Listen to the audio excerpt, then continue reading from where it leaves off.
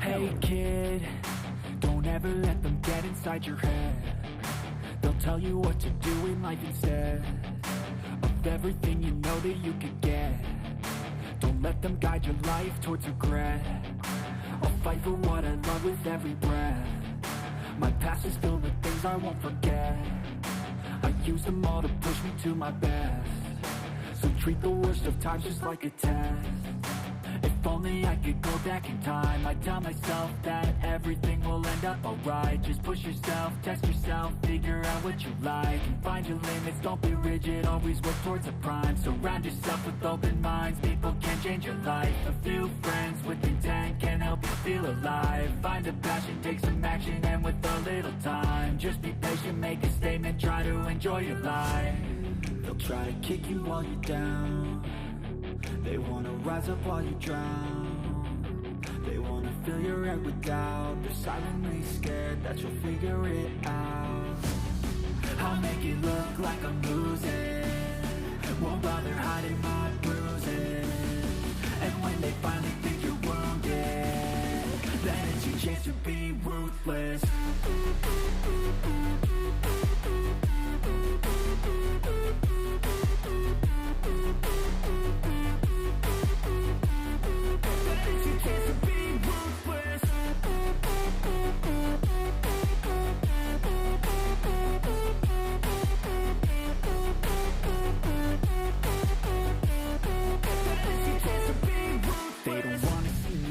They don't wanna see me care. Anytime I make some progress, I can see that they compare. I think everyone's against me, maybe something in the air. Am I paranoid? I swear a void is forming and they're scared. I walk a straight path, not many can say that. I like to play fast, cross me and there's payback. You better pray that I don't see your face at any place that I go. I know you hate that. I've been doing fine, I'm not wasting any more time. I live for the fight and the climb, and I think that the pain that's deep inside is what defines. So I won't give up, I'm gonna make it to the top. I don't care what's in my way, I swear I'm never gonna stop. I could fall flat on my face and I swear I won't get back up, cause I don't deserve a thing and the road ahead is tough. They'll try to kick you while you're down. They wanna rise up while you drown. They wanna fill your head with doubt. They're silently scared that you'll figure it out. I'll make it look like I'm losing. Won't bother hiding my bruises. And when they finally think you're wounded, then it's your chance to be ruthless.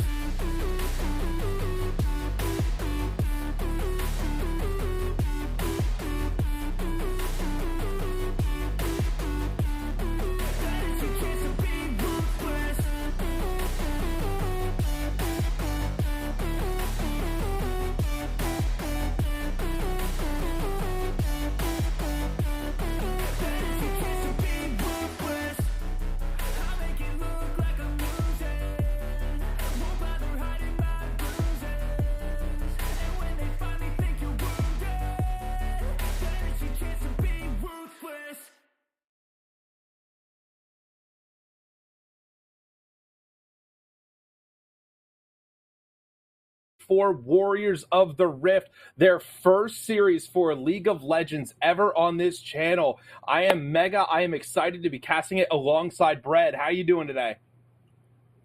Hey, Mega. Hey, we've been talking about this match all week, and it's finally here, and it's time to watch these two go to war.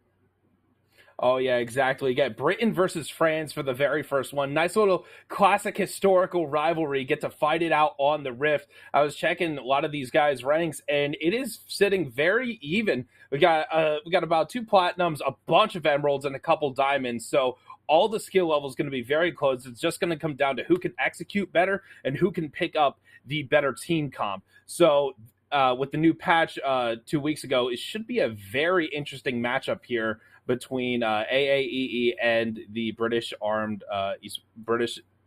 Oh, geez, I am blanking on the name now. No, you.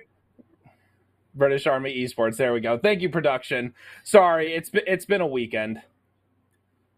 Yes, you know this game is breaking down into 3 parts: early game, mid game, and late game. We're going to see which team has studied the meta and who is ready to build a legacy amongst this league and amongst the fans. I'm excited to see who shows up today. Absolutely. Hopefully I'll be actually in Europe later this year for Worlds, so hopefully I'll be solo queuing over there, maybe run into a couple of these guys on the Rift and show them how North America handles it, you know? Yes. I am intrigued to see their gameplay, their strats, what objectives they go for, how they do their jungle paths. It's all up for grabs today. Oh yeah, absolutely. And we should be getting into Champ Select here in a couple minutes. Should be a very interesting picks to see just what these guys go for. Now, none of these players are pro. None of them are ex-pros. They're all active military. So this is just a way for them to relax. This is what they do in their off time. They play League of Legends and they play with other people that they serve with. It's that extra form of camaraderie. For those of you who may not know about the Armed Forces Dungeon League, it provides military personnel around the world with a fun, competitive, family-friendly way to interact and celebrate the commonalities of service members and their families, regardless of their branch or nationality. So everywhere, in Europe, in North America, all of these players have one thing in common. They all serve in the military. They all love their country and serve their country with their whole heart, mind, and body. Yes, and we can't put past that of how hard these guys work. They're working throughout the day and their skills at night. And I know both teams are going to want to see that victory sign come up at the end of the match. And this will be a best of 3, so sit tight, and we will get a victor today. Yeah, best of 3. I'm hoping for a full 3 matches. I really am. But British Army Esports will be starting on the blue side, so interesting to see what they're going to prioritize. I think one of the biggest priorities right now, honestly, is Caitlyn. She has been an absolute monster after the crit item changes. As long as you get to late game, she does a lot of damage. She can hit you from far away, and she's very hard to kill. And we are going to get into picks and bans here right now, starting off again with British Army Esports on the blue side. So AAE will be taking the red. They will get that last counter pick. It's always the fun one. I like playing on I like getting the counter pick when I play top lane, even though I still just pick Sejuani every single time, and yet it doesn't matter. I still keep curb stomping them. Yes, I'm excited to see which champions get taken off the table, and which champions each team go for first. I would suspect maybe a mid laner would be a first one to. We're getting a bunch of jungle bams here. We got Zac and Blitz being taken away by Britain, and Voli and Xin Zhao. So again, a lot of jungle bans. That one Blitz ban might just be I believe their support did have a pocket pick there on the Blitzcrank. So Blitzcrank.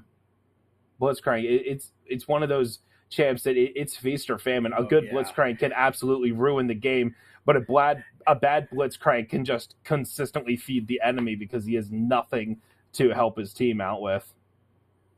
Yeah, I think we're seeing some foreshadowing here. I think the BAE Lions do want to protect their bot lane, seems like, and I guess they have an ADC that they have a lot of faith in. And I mean, a solid AD carry, yeah. Belveth and a Gangplank. So 4 jungle bans, a support, and a top lane. And it looks like we are going to get a first pick, Caitlyn. Again, very strong AD carry, absolute monster to deal with. And one of the champs that she does struggle into is Blitzcrank. If Blitzcrank gets a hold of her, she only has one avenue of escape, and she typically uses it just to dodge the hook. He hits the hook, boom, she's dead. So Caitlyn, first pick in here for Britain. Going to be interesting to see how France will counter that and what they decide to pick here on their first rotation. So far, both teams seem very prepared for this. They know what they were going for, and they know what played against them. And seems like they're the first 3 bans were spot on, and I can't wait to see which champion AA Esports picks first. Oh, Jin and a Jarvan to counter. And another, again, Jin synergizes really well with the crit changes. He already wants to build crit. 4 items compared to 5 to get to that 100% crit break point, which helps him because of the movement speed buffs on crit. Jarvan, just oppressive if he gets on top of you, an absolute monster. But again, he's another feast or famine champion. He has one role, and that is engage. A fed Jarvan can absolutely destroy you. A solid engage can destroy you. A Jarvan from behind is very easy to pop. He's not tanky. He wants to build damage, maybe a little bit bruiser, but not going to be that difficult to kill if he's massively behind. Yeah, we see Jin, who has massive range, and then we have a jungler that closes the gap and can jump right on top of you. So I'm liking what I'm seeing. I think this is a good comp so far. Oh, and the Viego and the Ari. Viego and Ari. And the Orianna coming out for France right now. So right now we have basically mid laner, jungle, and 80 carry for both sides. Not that typical. Usually you want to lock your support a little early, especially considering how strong some of your enchanters are now. You want to get a solid enchanter pick. When we're going into the second ban phase, but Ari and Ori, just your standard control mages in the mid lane, but Viego's going to have to find some solid ganks, try to get ahead, and just be a very, very menacing jungle to have to deal with. Yeah, we all know that Ari can travel the map. If she's mid lane, she can be gone in a couple seconds, and they're gonna have to keep their eyes on her for sure because absolutely she is a champion that can roam the map, and because she has the easy escape with her ulti, and it's hard to lock her down. I would have to, I'm going to be keeping my eyes on her throughout the match and seeing what she comes up with. I'm ready to see that. We are handshaking some more support bans. Nautilus banned out by Britain and Braum Renata banned out by France. So again, we're just pinching the support pool, and after these two tank engages and an enchanter out, I think we're going to end up sticking with probably something like a Janna, maybe a Morgana with the Caitlyn, because those two just synergize so well. If Morgana hits a snare, Caitlyn's just right there, lay another trap, and just keep that CC chain up, as we will get to see soon what the last ban is for the Lions. We're going to need to see some magic resistance both ends. Malphite. We're going to be looking at item builds and runes, and let's see which team can tank the damage a little bit more. And yeah, magic resistance is going to be a major part of this game.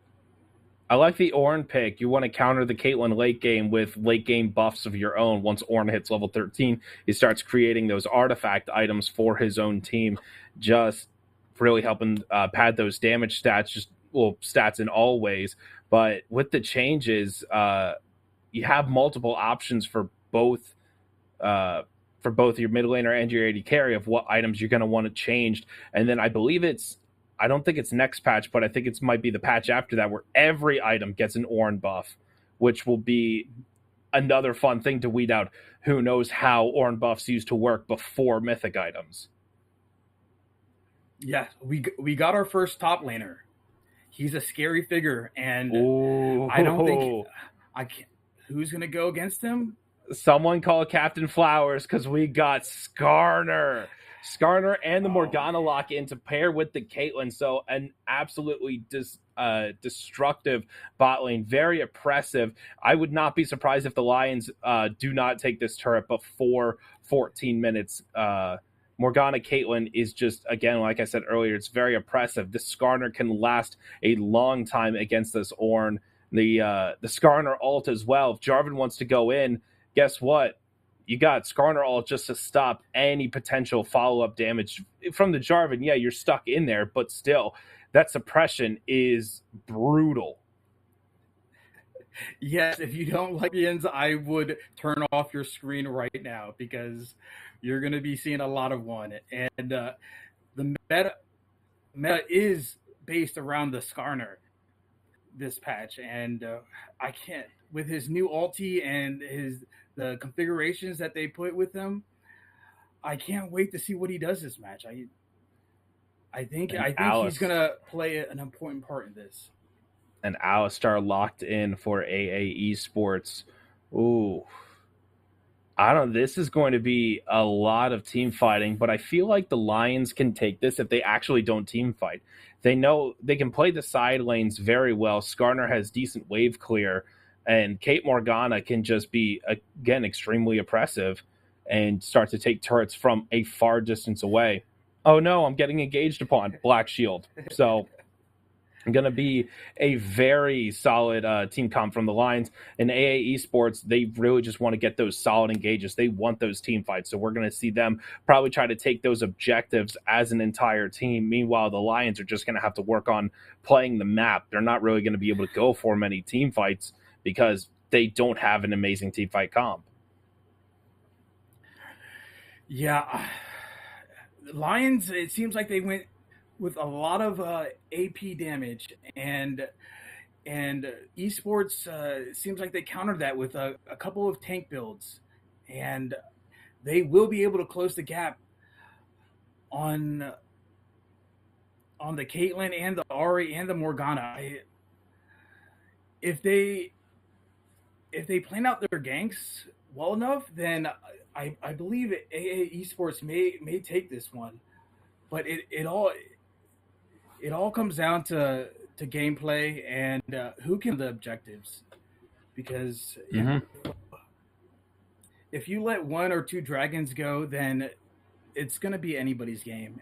And if if those grubs go to waste, then then it's gonna be a coin toss. But we're gonna see. We're gonna see in a couple minutes. So luckily, the side of France is they have a very solid. They have a range. Their engages are not squishy. So Caitlyn's only going to be really hitting into, unless they massively misstep, she's only going to be hitting into the Jarvan, the Ornn, and the Alistar. Alistar with his ultimate getting flat damage reduction. Ornn just building massive tank stats, and Jarvan just being a semi tanky person as well, just naturally.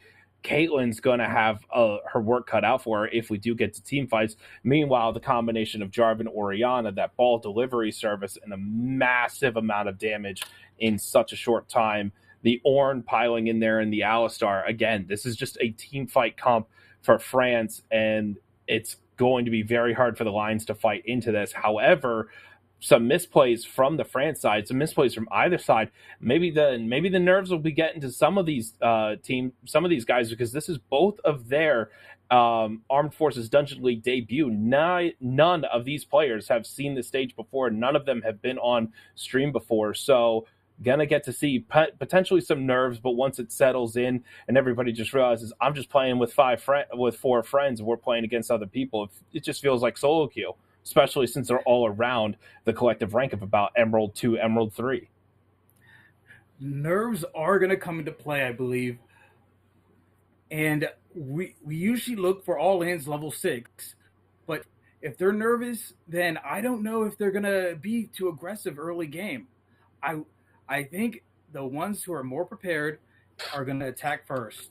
And if if whichever team can lock down on first blood, then that might determine who comes out on top. So we're gonna be looking closely early game and who is not afraid to take chances. I think the Lions are going to be able to take first blood. They have very solid gank setup in all three lanes. Ari with the charm, Skarner can push Ornn back into closer to the Lions turrets.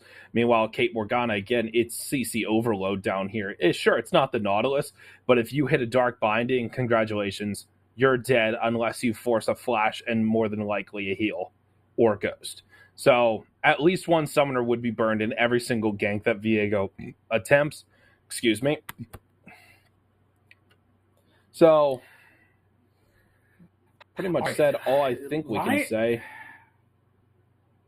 Lions banned out 2 supports.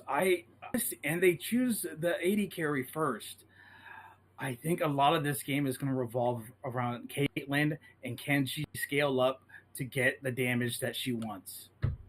And we are going to get into game here. Finally, the British Army Esports Lions are going up against the French Army of the Air and Space in game 1 of the first series for League of Legends for the AFDL. Here we go. We've been talking about it all week, and now it's finally here. Bunch of trades just already happening on both sides of the map. Pretty standard stuff.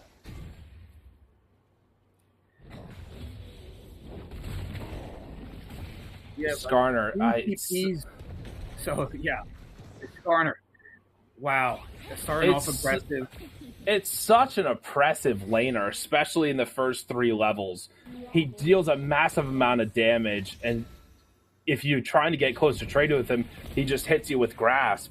Another one that people like to play is the Arcane Comet, where you just basically, every time they get close, you hit them with an ability that slows, they just take a bunch more damage. But Clout and Grainifus should be a kind of uninteresting. You know, tanks versus tanks really only are entertaining if one gets massively ahead, which we're going to get to see some Searing Charge right here. Bella's Breath come out, a bunch of traits, and they're both getting low. Junglers are on the bot side, so nothing really else going to happen here. But the fun thing with Ornn is I can just hit my hammer and start creating some items and just gain that tiny little bit of edge. Yes, we do have 2 bruisers up top, and I think they're not going to call for the jungler. I think they're going to go head-to-head and see who comes out on top. I mean, right now the Skarner is winning. Percent health DPS is kind of gross at any rank, but especially early, the damage is shocking for most people. And he does have a lot of AoE. I saw on the main map that already had to go back to stage. Diego might be getting caught out here. Not the best, but she's one to that can make a comeback pretty easy. And now we're in the bottom lane. We talked about light 3 picks and bans, and it looks like their CS is up to par where they're getting a little pressured towards their turret, but I don't see anything slowing Caitlyn down yet.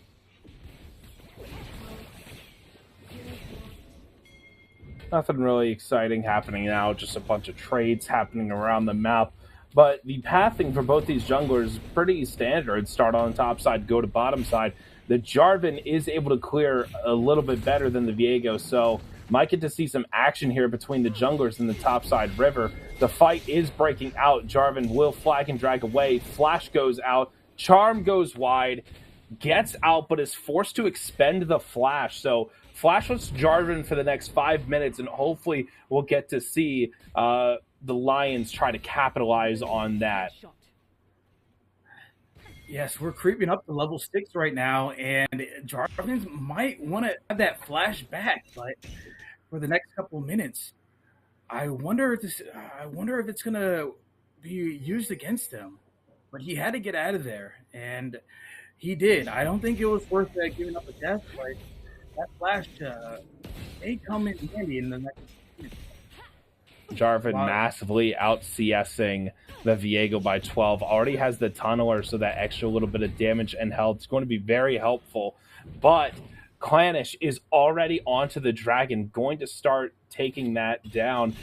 We didn't get a chance to see what it is yet, but we should be able to see it as soon as he kills it, because it doesn't look like the French army knows anything about this.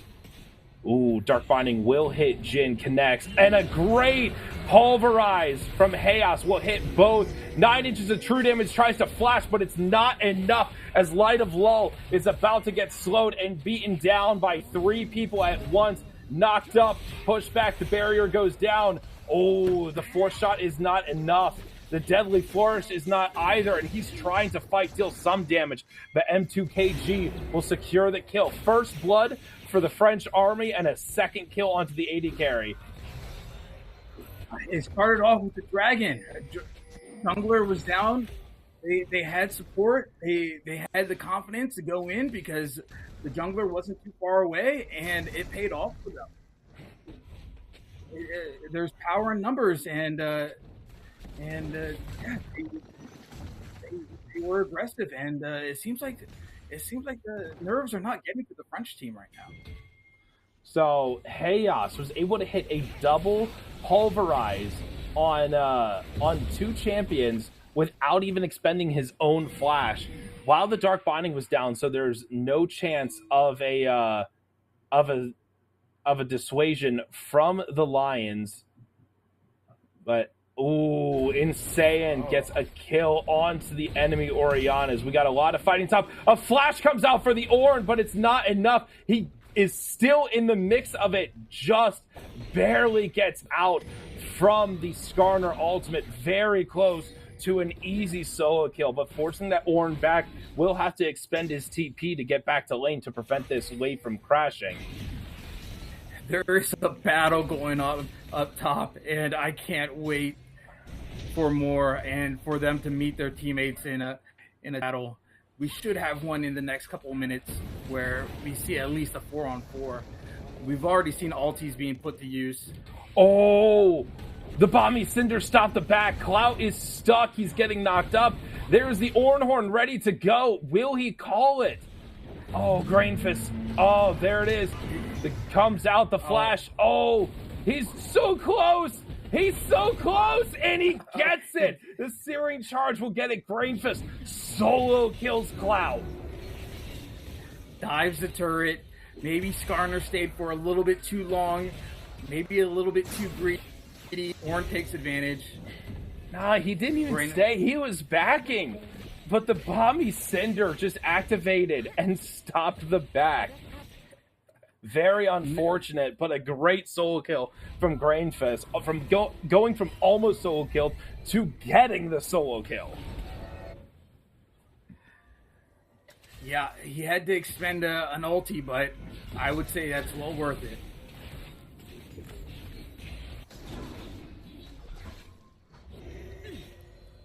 Going back to standard lanes, but French army going up 4 kills to 1. The gold is still even, though. Chaos is trying to get a solid engage.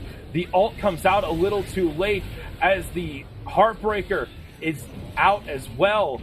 Light of Lull picks up the kill as Corsico goes back and was able to kill Clanish, but is stuck in a bad spot himself as he gets hit by the Dark Binding, and Insane picks up his second kill of the match. This is what can devastate a team when they get kills early on. The players start playing a little bit too loose, and you see supports diving in and playing way out of position. I think that's what right there with the Alistar going in and attacking. A little bit too much confidence, not knowing how strong the other team was. Just because a couple kills does not mean you're running the map. There is still a lot of league to be played here. Clanish in the right place at the right time. The only other downside is, never mind, Insane hits the charm, but Aizen, gets a shockwave, is almost able to pick it up. Light of Lull nets forward, able to grab another kill. Charm connects onto M2KG. The cleanse comes out, almost taken down, but Clanish is here to try to avenge his fallen AD carry.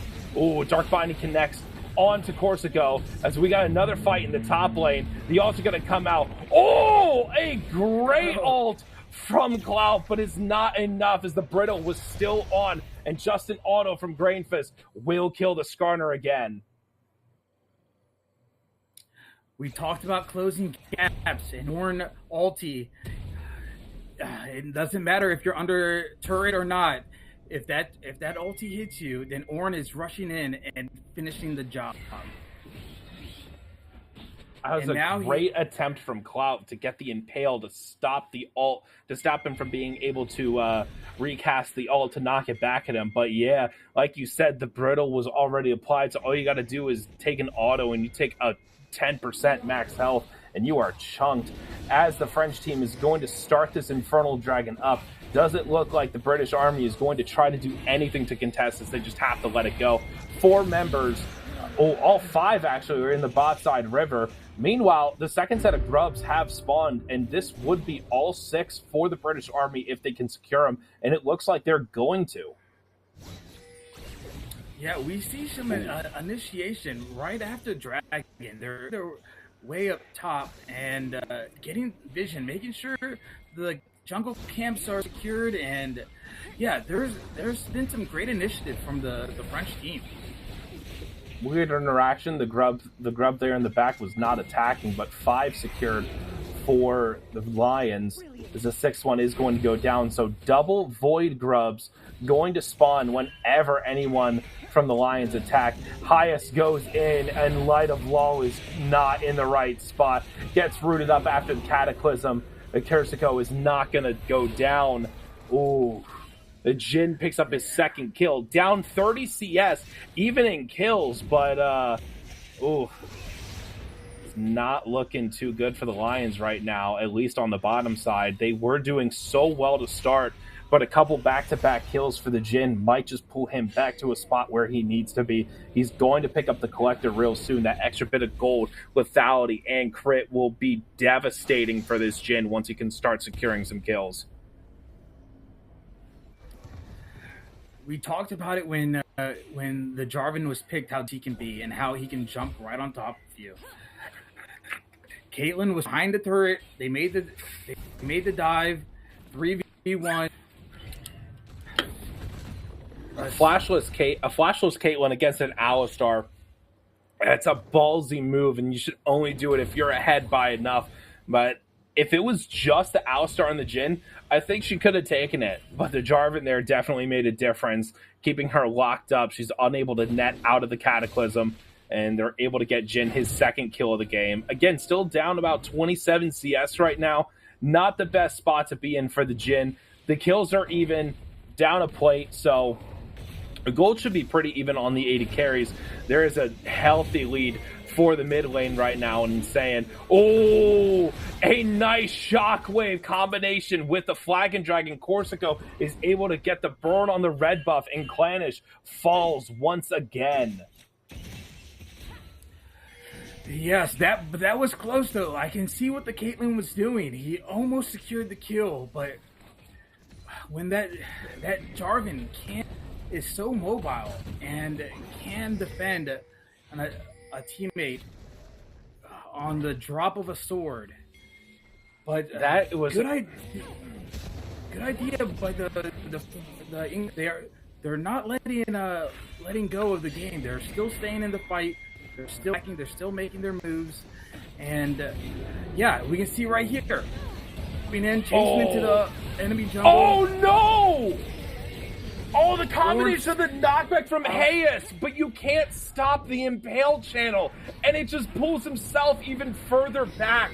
Unfortunate play there, which will mean that the Lions are going to get the Herald and going to try to use it to break open this game. They were able to get first turret down bot. Cloud's going to TP down just to make sure that the Ori does not take a turret in response, but a great play from the Lions. Slight bit of a misstep from Hayes, but I don't think he knew that was going to happen. They're not going to get bullied off this game. Like, the French came out really aggressive, but the English are swinging back, and that's pretty rare to see. I don't see teams take a couple of losses and strive as the way the English have been doing. Hold about a 1,400 gold lead right now, down 3 kills, but those turret plays. Oh, Clanish gets absolutely obliterated. Highest waiting in the wings and able to set his team up perfectly. Grainfist going a little bit too deep. The charm will connect. A lot of damage coming out. Oh, Grainfist taken very low, and Insane's going to be able to stay there. Aizen is getting run down by the Scorpion. He uses the dissonance, gets that little bit of move speed boost. Oh, but he's turning it around. Aizen's turning it around. Hyas is right there to set it up, and Aizen grabs his second kill of the match. Oh! Insane with an insane flash! Dodges from the Searing Charge. Also hits the charm at the same time.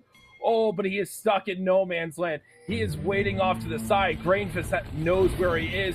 The Black Shield comes out, the charm as well, and Light of Lull will take down Grainfist for his 4th kill.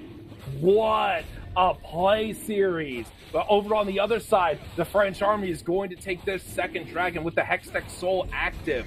Oh, a great sequence of events from both teams. Some mechanical plays from both sides. Great play. Yes, this is part of the game where CS is still important, and now each champion is not stuck to a lane. So if you're gonna get the CS, you're gonna be risking a lot to get that. And we've seen on both sides where staying around for extra CS can be detrimental.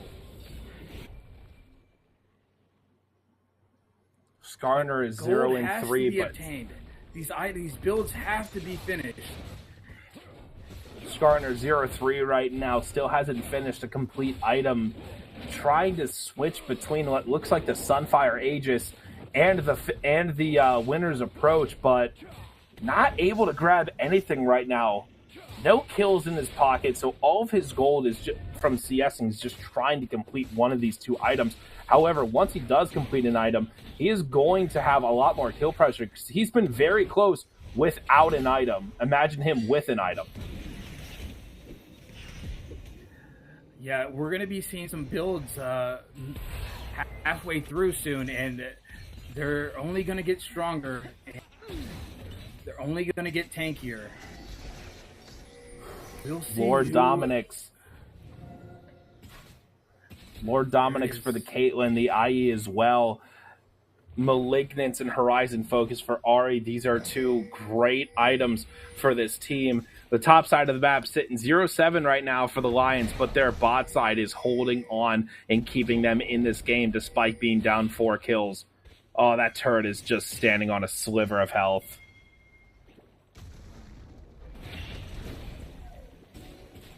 Clout, you don't want to be here. You really don't want to be there, man. Oh! Stun connects from the Viego, the Spectral Ball, and it will be able to knock down Corsico. The kill credit goes over to the Caitlyn as the fight breaks out. Aizen will pick up the Morgana. The Jhin is on a killing spree. The Impale will connect onto 2, and Hyas pushes his own teammate back further away. Grainfist stuck up against the wall. No flash to get out. And the Caitlyn picks up the triple kill. Survives. Oh my gosh, that was in the favor of the French army, but the pullback pushed Jhin further away from safety. That Caitlyn almost fell, but just barely stays alive. Down 3 kills, and the English are making a comeback. I said at the beginning that I had a feeling that the French team would be a lot better at team fighting. Unfortunately, I was wrong. This British team is working very well together. A headshot from the Caitlyn trap took the Jarvan down to half health. No armor for him yet. And the Lord Dom's built for the Caitlyn means she is going to do a lot of damage in these upcoming fights. Yes, the French team has to fight with their mid lane. If Orianna is not going to initiate the battle, they want to get out of there as soon as possible. Dark Binding almost connects onto Aizen. Void Staff completed for Ahri. This tankiness that the French team has to build, they have 2 massive damage threats they have to worry about. They have the magic damage in the Ahri, the physical damage in the Caitlyn. You can't build against either of them except for building health, but the issue is not really getting that much out of it. You have so many damage threats. If you're not building any resistances, it's not going to help you that much.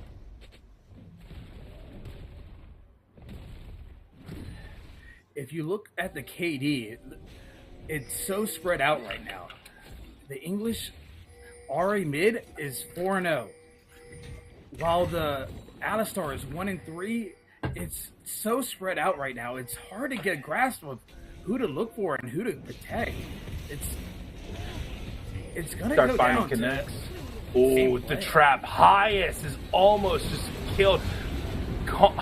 Clannish going a little bit too far. The ultimates from the Jarvan and the Ori connect, and that is a one-team fight for the side of France, as they're still trying to just pick off anything else that they can. The Dragon spawning in about 20 seconds, and this is all for the French team, as they're going to go to potentially Soul Point here in just a minute. Oh, Clannish getting a little bit too aggressive, going a little bit too far, just for the highest. Support Alistar, not getting much. Clout, oh, great flag and drag, is able to grab the Skarner, and now that's 3 dead. The jungler has just respawned, but I'm not really sure Clannish is going to be able to do much. He's been going a little bit too aggressive, and no ult, no flash, not going to be able to contest this Dragon when Highest is just sitting there waiting to play goalkeeper. Mega, I think we're being here. I think both teams came to play. We are, but unfortunately, it's just stupid, silly mistakes being made by both sides. Highest is not. He's throwing his knockback out just at random times, way too early. Grain Fist hit by the Dark Binding, not really going to mean much. But the Highest is pushing the Skarner back while he's got the Impale up, making it harder for his teammates to get back to safety. The other side of it is that Clannish is just going insanely aggressive. You have the Kraken Slayer, but you're up against a Jarvan with a Sundered Sky and an Eclipse, so much more healing than the Viego has, even with built-in healing.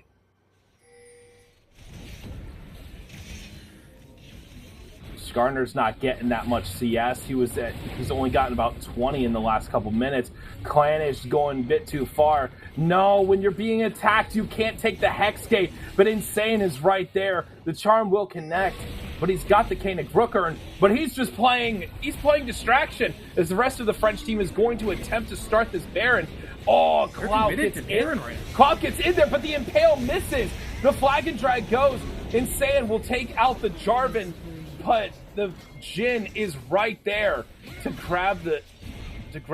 help the Ori grab the kill. Oh, Flash Shockwave from Aizen will connect onto 2. Caitlyn is still alive. The Ori gets a double kill. Jhin picks up another.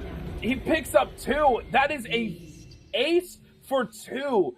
3 members survive for the side of the French team, and they're just going to push this mid lane, try to even up this turret. They don't get the Baron, but they do win the battle. Good thing to note, though, because the Lions were able to grab all 6 Void Grubs, there's not that much pushing power here. Jhin, except for late game, he does not take turrets fast. So, without the Orianna to attack faster, without the Jarvan to give that attack speed buff, they're only able to grab this 1 turret. Now, if this was Caitlyn, they'd been able to take at least 2, potentially half health the inhib turret. But now we're resetting, and the Lions know that they can't focus on just the tank now, because they know that the French team can just start this Baron whenever they want. We see a lot of the team composition when the Baron was being attacked. All French players stopped attacking the Baron all at once and attacked Skarner. That takes a lot of practice and a lot of preparation. It seems like they were ready. Oh no, Light of Law is absolutely destroyed. The Jarvan Cataclysm, the Orianna Shockwave, just everything is spended to kill this Caitlyn, and it makes sense. Insane dashes away, blows the ult just to get away from the Jarvan, and this is 5 alive, the bot lane dead for Britain, and it looks like they are going to be able to claim this Baron clean.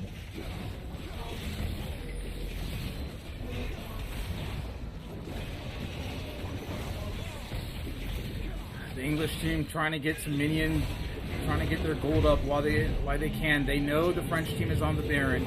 They know they're going to have to defend against the Baron buff for the next couple of minutes. 2 of them are going back to base to heal up and hopefully waiting out the storm that's about to come their way. Caitlyn was able to pick up a Bloodthirster, but the healing doesn't exactly matter when you're dead. Soul Point is spawning for the French team in just over a minute. They're going to get to see another insane fight. If Caitlyn can stay alive, if this Morgana can Black Shield her at the right times, this Caitlyn is going to wreak havoc. But there it is. It's the Molten Edge for the Jhin. Hayes is taking a ton of damage. The shields will come in to keep him alive still. Blows the ult, but he stays alive, and that's what matters. You need all your members alive. Caitlyn ult was sacrificed as well. A lot of damage from the Ornn. That percent health damage is really starting to stack up against Cloud. All he really has is health and a little bit of armor. He doesn't have much resistances that deal with percent max health magic damage. Yeah, we're officially in late game now, and we're on the midst of a final battle. With the Baron buff, can the French team finish it in the next couple minutes? We're gonna see. Got about a minute and 20 seconds left on Baron, and a lot of this is going to be spent dancing around the dragon. Ornn is just happy to let the minions hit. Oh, but Corsico with a perfect ball delivery system. Orianna Shockwave does hit onto the Caitlyn. A lot of damage comes out. Hayes picks up the last touch on Clanish. Insane is going to fall. Unfortunate for Britain as their Ornn. Oh! Ornn is just able to pick up the last hit on Skarner, not able to run away quick enough. A 5-0 ace across the map. Soul will go down. They have a lot of pushing power here as Grainfist is going to be able to take an hit by himself with that mega stacked wave top lane. And it looks like that's the nail in the coffin for the British Lions. Both teams were taking blows. One is still standing. I think the fatigue got to the English and they just fell apart. Oh, they are going to play it smart. They're going to back out for now. They don't want to overextend, potentially give anything up. But 2 inhibs in one push, along with the Hextech Soul. A lot of damage now for the French side. 7, 1, and 9 Jhin with a Molten Edge, Rapid Fire Cannon, and a Collector. This Jhin is going to deal a lot of damage, and it's going to be very hard to hit him.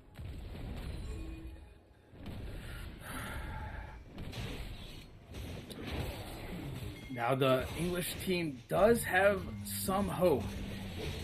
Their AD carry is still pretty buffed up, and with the Lord Nyx and the Affinity Edge, Flutter, she can do some damage. If they can protect her for a little while and let her fire off as many shots as she can, then that might be able to be able to see a pentakill, and I think we're going to see Caitlyn's name right next to it. So Ornn upgraded the Spirit Visage for Jarvan, not what I was going to be expecting. Shadow Flame was buffed for the Orianna, and this is a very strong team to have to deal with. Aizen trying to get in there. Jhin takes about 40% health. The Impale will hit onto just the Orianna, but right there's not enough damage. Oh, the flash ball delivery, but Aizen is still taking turret aggro. The Orianna's about to die, goes into the stasis, but it doesn't matter. 9 inches of true damage will fall. Another 5-0 ace, and that will be the end of game 1 coming up here in just a few seconds. France taking the lead over Britain. Their first game in the 2024 Warriors of the Rift goes into the way of the French Air and Space Army. Woo. Wow, what a close game, though.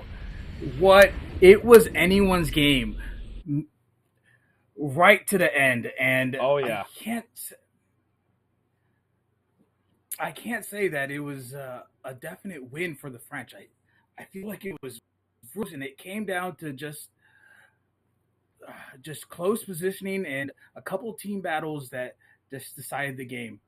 And Unfortunately, unfortunately, the Viego and the Morgana were just not on the same page with the rest of their team. Viego's going way too far, way too often. He's too squishy. You need to get ahead early to be able to be that menacing threat that no one really wants to deal with. The Morgana's not able to black shield the Caitlyn quick enough to stop her from the Orianna damage, the Orianna CC, the Jarvan knockup. Unfortunately, these miscommunications did lead to the Lions falling in game one. They had a solid team comp. They had a good idea. They had a gold lead while being down kills just because they were able to take turrets and play the map correctly, but not able to pick anything else up after that. Unfortunate for them, but we will be going to a short break. In a couple minutes, we will be back for game two, and I will be joined by Aerosteel from the French Army. He's one of the French Army casters. So his first time casting in French will be with me in about 5 minutes. We'll see you back.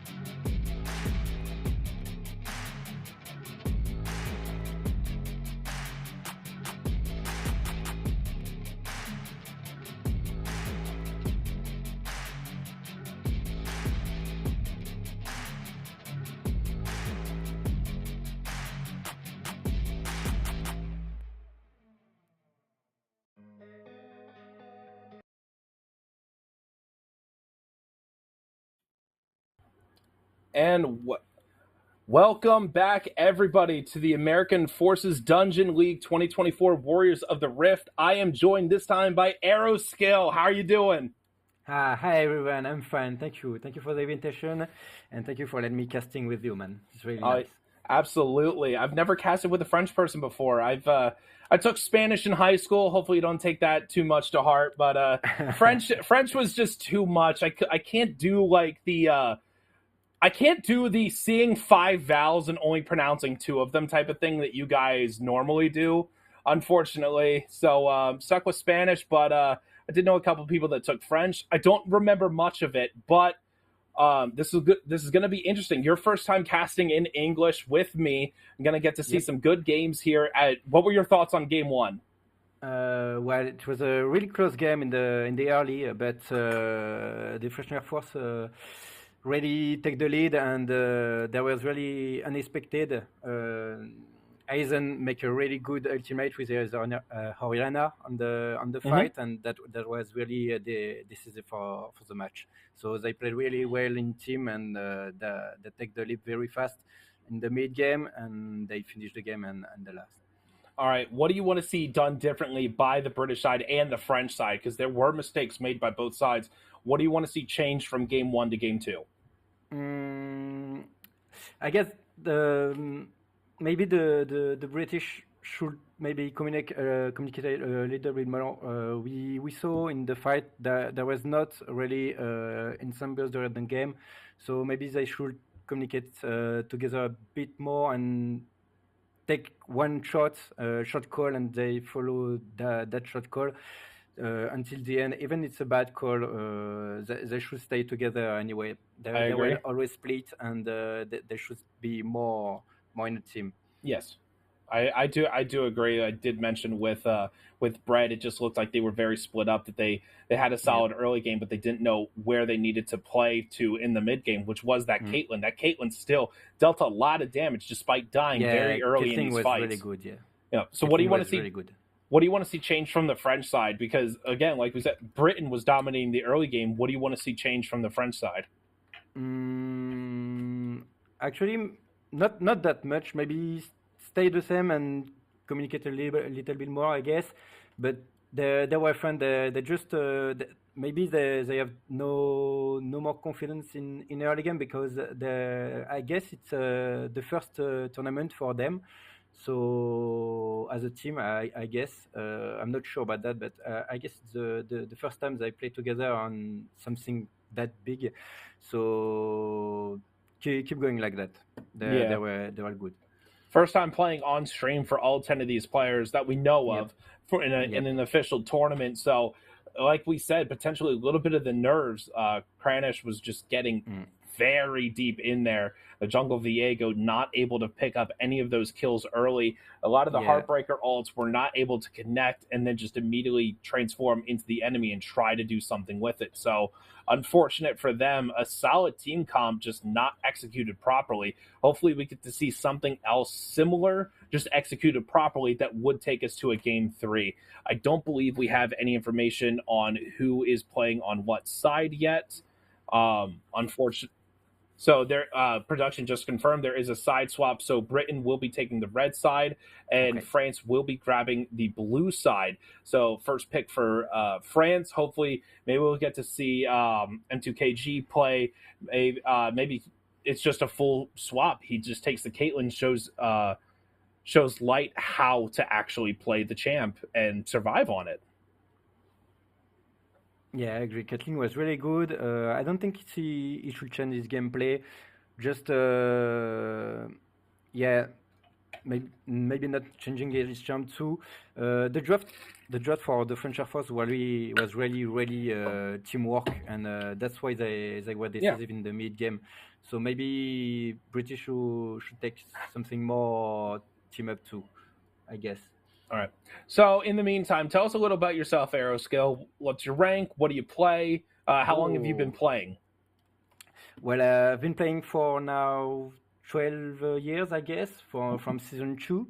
Wow. So yeah, it's been a while. Yeah, I stopped League of Legends for maybe five years. at season 8 because I was sick of it. The community was really toxic. Really? So, What makes you say that? We're not toxic. If you So, take that back, or we'll destroy you. I had to take a break for sure. So yeah, maybe for 3 or 4 years for not playing, and then I joined the association that we'll talk about later, and they give me the taste to play again League of Legends with them. So I reinstalled the game, and I played now for 1 year. So I just came back on League of Legends. So now I'm Emerald 1, I guess, this season, almost Diamond. I was master on season 8, so I try to grind as much as I can. But yeah, the community is less toxic Forgiving. now, so it's forgiving too. So it's really more pleasure to play nowadays. So yeah, so that's a part for League of Legends. And but the association, if I can say a few words.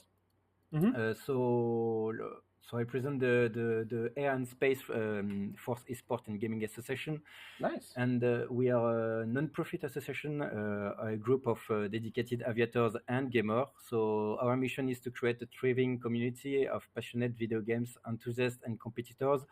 And we'd like to excel in the world of esports. So our members come from different backgrounds, but we all share that common love for gaming and the commitment to pushing our boundaries of what we can achieve in the gaming world. So as much as in virtual arena or in our professional lives, we believe in the power of teamwork, and that's what the French Air Force just proved in the last game. So it's really nice to see all this commitment and this training conclude. So yeah, we have 11 competitive team playing different tournaments and championships in different games like Formula 1, Warzone, Counter-Strike, Valorant, and of course League of Legends, like we can see today.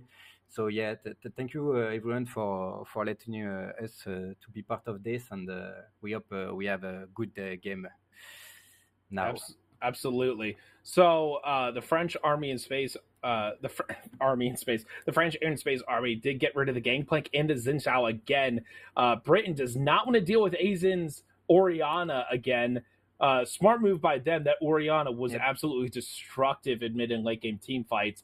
Well, it looks like we're going to get the Volibear top lane, and or Volibear locked in for the French side. A very strong pick currently. The Jack of all trades build has been trending on Reddit recently. Basically, you only spend about, I believe it's 3,000 gold, and you're able to get all six stats for Jack of all trades, and they all synergize very well with Volley. Ooh, Zaya and Rakan rocked in for the British side. The Corki in the mid lane as well. And it's Corki Azir! I thought we got rid of this! Why are we still playing it? Yeah, Corki is fine. He does a lot of damage. But as we can see, they ban Oriana, as I don't want to see Oriana again. But that's a smart choice. I do think that this Corki Azir matchup is infinitely different than the Corki Azir matchup from last year, the year before. This is not AP long range Corki. This isn't a Corki that is going to build Malignance, Mana Zane, and just spam his rockets.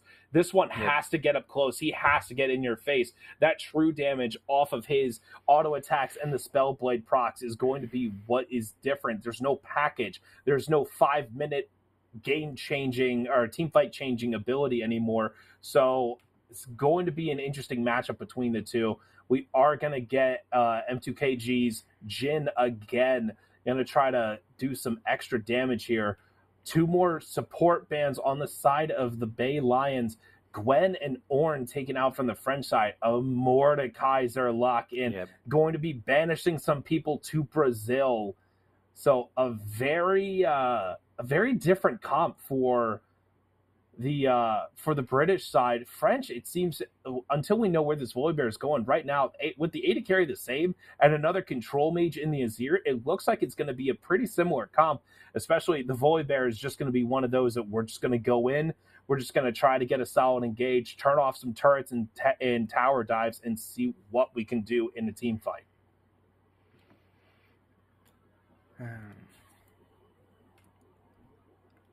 What is it? That's a Belveth jungle. Oh. Oh, we got a Belveth jungle, which means we will be getting the Volibear top lane into Mordekaiser. An interesting matchup up there. The Nautilus locked it. Nautilus locked in to pair with the Jhin. Another great combo. All Nautilus has to do is just auto attack, and Jhin will hit the Deadly Flourish, get that move speed bonus, and just try to reposition when the Rakan tries to engage on him. But a very is going to be a very active bot lane compared to last game. Morgana just wants to try to poke with her W, hit a Q. Meanwhile, Nautilus and Rakan, they want to go in. Yeah, they want to go in.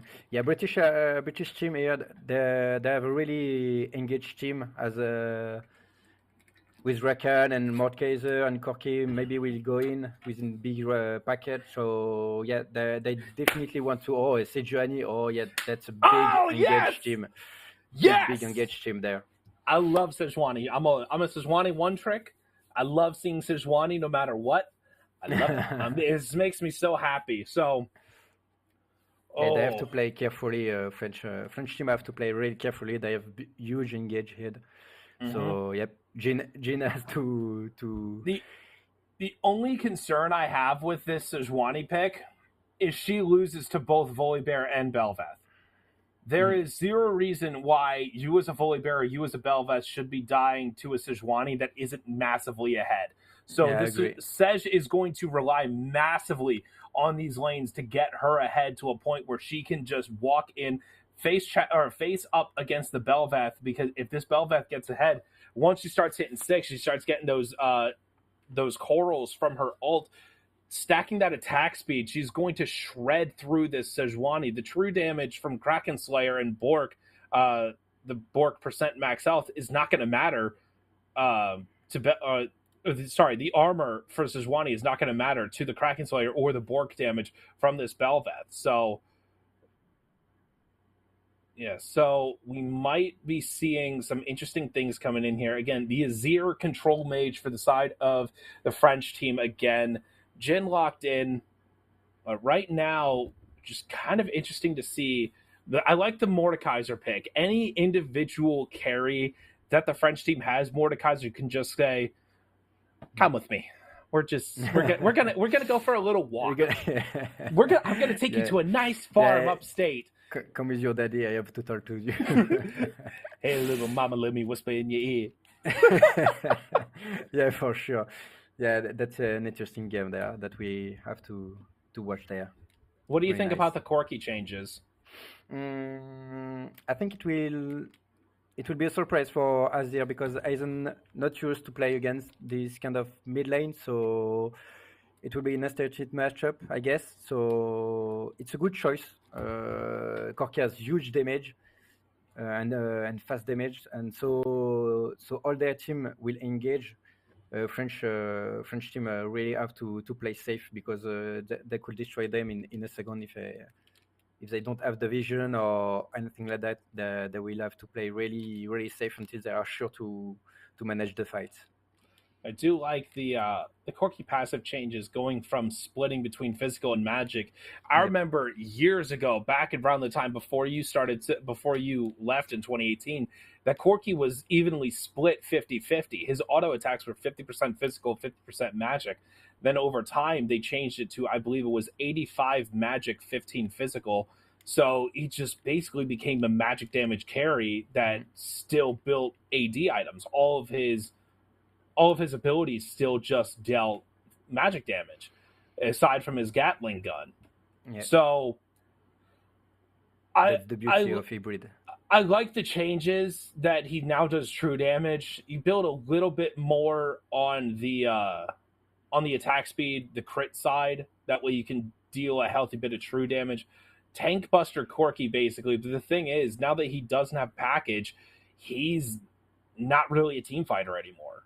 He's a 1v1er. He doesn't want to be in these massive team fights unless the enemy is all grouped up and he's able to get a big rocket explosion. So it's a mix between a team fight comp for Britain and a 1v1 comp.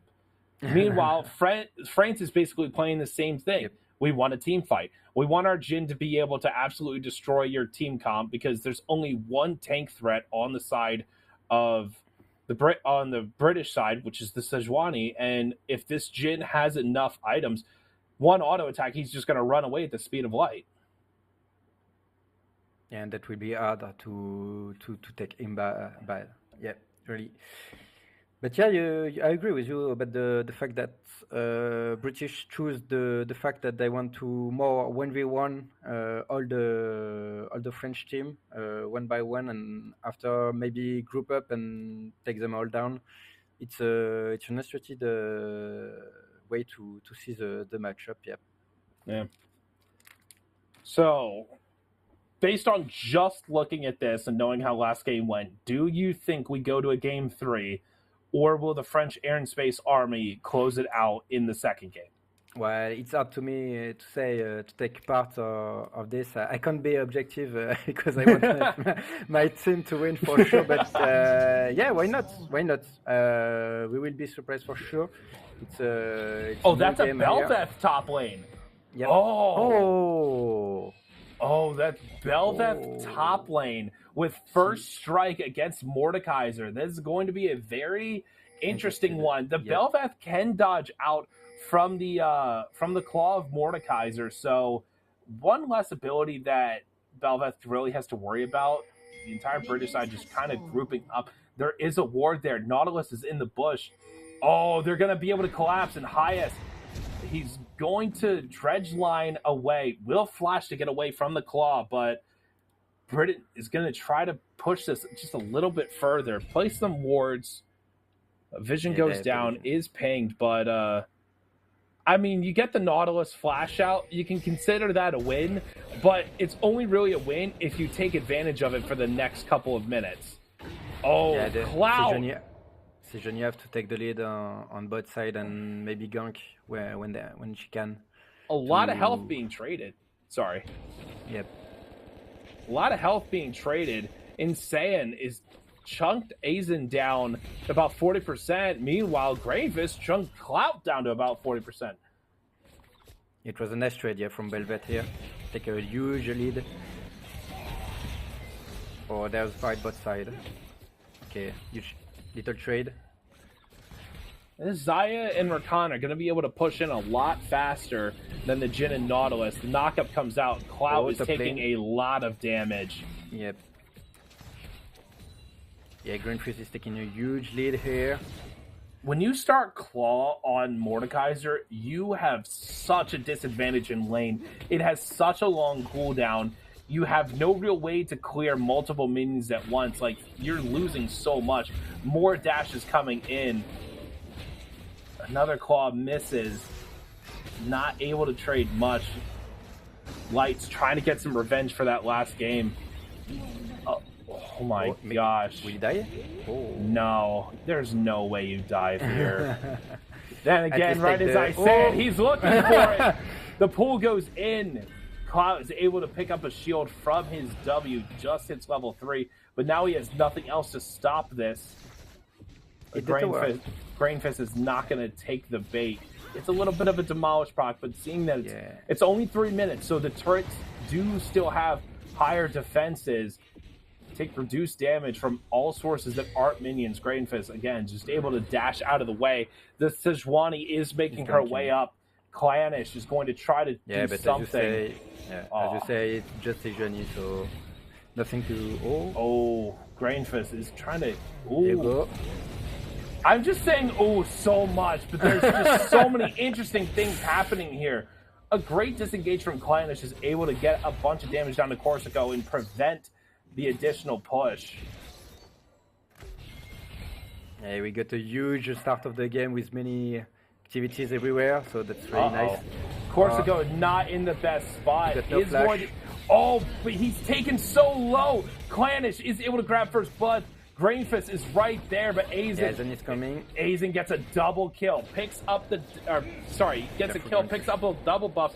Insane is trying to pick one back onto Grainfist, and he will, but Aizen not able to connect as the flash goes away. Aizen has no flash too. I am getting these names all mixed up. Aizen dies to Clout, able to grab a kill, try to get something back, bring that gold league back to normal. He's down 17 CS right now. Insane and Aizen both pick up a kill themselves. I am all over the places. We are getting a lot of action right now. Yeah, there's so many actions. Us to follow everything. Sejuani is coming bot. Okay, no. No, the wave being pushed up means it can't really do much. The Nautilus can't engage with the giant wave there. But Insane is going way too far without any help. Aizen will pick up another kill, and unfortunate from Insane, but Kosako is walking into a bush blind. That damage coming out from the Sky Splitter. Highest so low. Light of Wall flashes, picks up another kill onto Highest, who again just going a little bit too far. Corsico is not in a solid spot. Winter's Wrath will tag one hit. Aizen gets knocked up. Light of Wall is dealing a lot of damage, and Corsico is now stuck in a very bad spot. M2KG is coming down as well, but with only on his third shot 9 inches of true damage. Was trying to look for something, not able to grab anything else. And top lane seems to have kind of mellowed out here as well. But great play coming out from the British side. They're able to grab 3 kills onto Xayah now in just a matter of about 2 minutes. Yeah, it's almost 1 kill per minute. There's too much fight there. They should focus on the lane. Nah, we want to see more violence. Violence. More blood. Oh, the dash is coming through from Grainfist, trying to get some damage down, but Clout's not level 6. Not able to send him to the death realm just yet. You know that if Grainfist had gone in just a couple seconds later, it would have been very bad. Unfortunately, despite winning the fight at bot side, the British team just does not want to take Drake. Despite being right there, they will be able to grab the first grubs. Similar to how they did last game, but we saw how that ended. I do like the Hextech Sejuani skin. I do applaud you on that one, Clanish. Yeah, Sejuani is doing a great game for the moment. She's literally everywhere on every lane. So yeah, his presence is really huge on the game. French Air Force has to ward and get more vision, I guess, to not be surprised anymore. So well played for Sejuani. Yeah. Mm-hmm. I completely agree. Playing this matchup very well because, like I said earlier, Sejuani should never be able to solo kill Volibear early. As long as he has his stacks up, he should be able to do a massive amount of damage and not really have to worry about it. Insane, up 17 CS and a turret plate over Aizen. I believe that'd have to be a healthy little bit of a gold lead. Not insane, but we do see the serrated Dirk for the Corki. Yeah, almost a kill in gold advantage there for Corki. Like I said, yeah, Aizen is not used to play against this kind of matchup, so I know he will be a bit disoriented there. So yeah, but I believe in him. He will come back for sure. Grainfist is trying to look for a sneaky engage. Gonna get a control ward very deep. Not gonna look for this red buff, even though he really could. The Sejuani is really just moving towards her own Gromp. Looks like Corsico will take this invade, and we are about to get a fight in the top side as Grainfist heading back to lane, and I believe they're gonna try to take this fight against the Mordekaiser real quick. After taking the red, I think Volibear is gonna move up and they're gonna try to kill Clout, get the shutdown, and get some turret plates down. That will be huge if they could kill Mordekaiser there. Take a great, huge lead. He got demolished, so yeah, the tower gives much play too. Of course, Corsico gets a healthy bit of damage down. A bunch of dashes coming through. Okay, the fight. No, yes. No, Volibear. Naka Clanish is just hiding there. No vision, so they do not know where he is, but he hasn't been seen on the map for a while, so they'd have to assume there's a bunch of vision for the French side top, so they know that Sejuani has to be bought because he hasn't been spotted going to the camps. Yeah, as I said, they don't have any vision here, the French team, so that's why they play safe. Grainfist, again, just trying to, just dashing out of the way, and this Mordekaiser is not able to hit many of his abilities, and unfortunate because, again, with Mordekaiser, yeah, you have damage in your auto attacks, but it's nothing compared to hitting an isolated Q. Yeah, that isolated Q did so much damage. That's why we try to avoid it at any cost. We don't want to take that in the head. But yeah, we see a little bit more vision from the French Air Force on the top side, so that's nice. We saw Sejuani on the top jungle. The French force know it, so they could play as they want. It's nice. Opportunity for Corki. I would like to see Clout use his shield to kind of heal, not be forced out of the lane. Looks like he will be rushing Rylai's. Clanish misses the Arctic Assault. Gonna try to set himself up, so he's right there. Corsico was able to dash over the wall, but unfortunately Clanish is right there. You have no Q, and you are stuck there.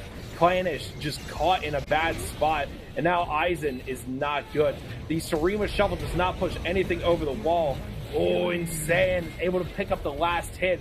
The quickness out for Rakan, but they are both just stuck in a bad spot. 9 inches of true damage will fall after the flash goes over the wall. Cloud is in a 1v3 right now. Will send Corsico to the Death Realm, but just going to be able to pick him up. But unfortunately, right there, Grainfist is able to pick up 2 more. Oh, nope. Hyas and Grainfist not able to grab him, but they are going to try to take these grubs out as a consolation prize. I believe that was a 2-for-1 in a very extended fight. Yeah, very long fights, and we saw that the French take the lead on this fight, and yeah, that's nice. Doesn't take more gold, but she.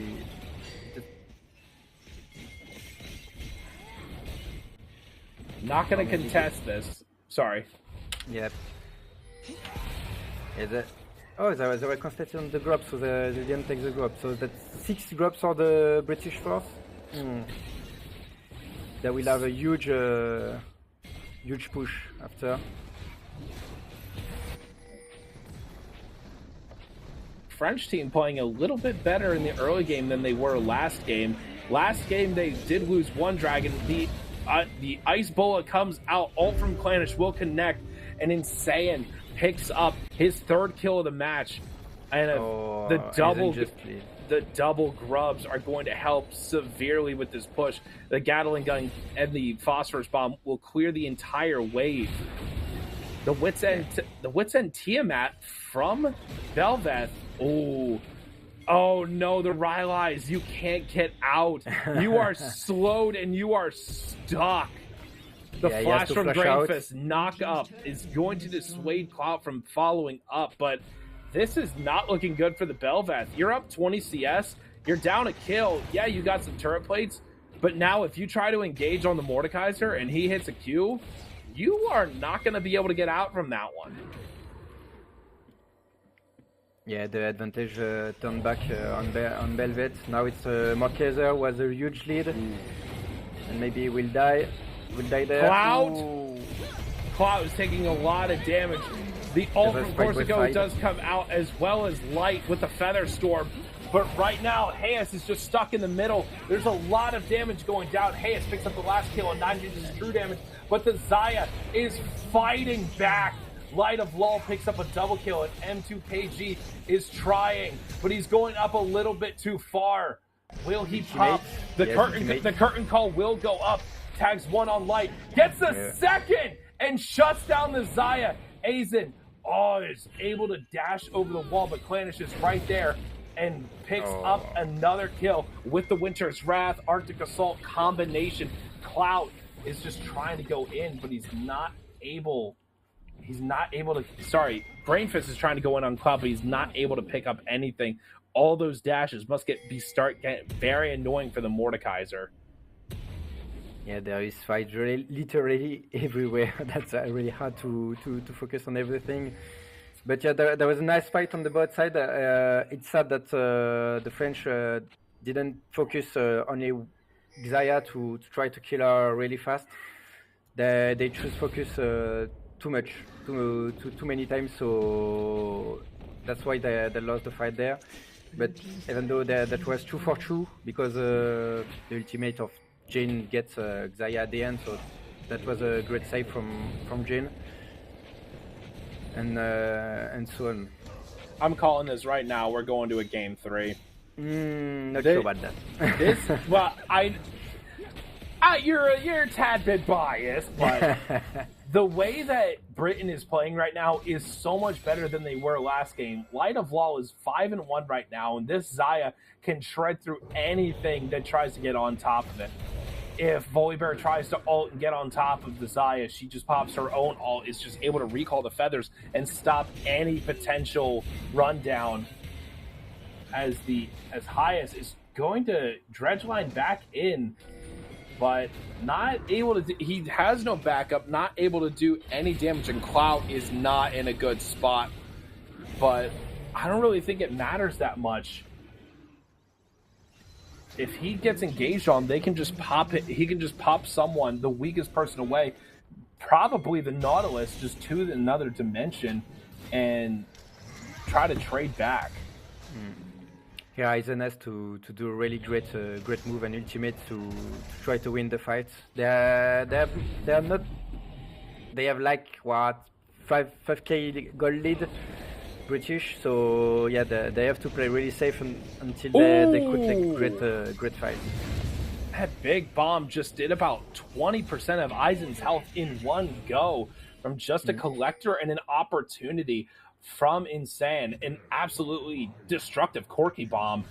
This is going to be very difficult for Aizen to match up with. And just a heads up, guys, if you would like to help support the AFDL and make more of these events possible, you can click the link below the stream or type donate in the chat. As well as using any subs, you would be able to bypass the ads on the channel and still help support us make these events, make them possible to help any gaming military service members. So thank you very much for watching, and if you would like to donate, the links are below. Yeah, the nation I really appreciate. We all love the nation.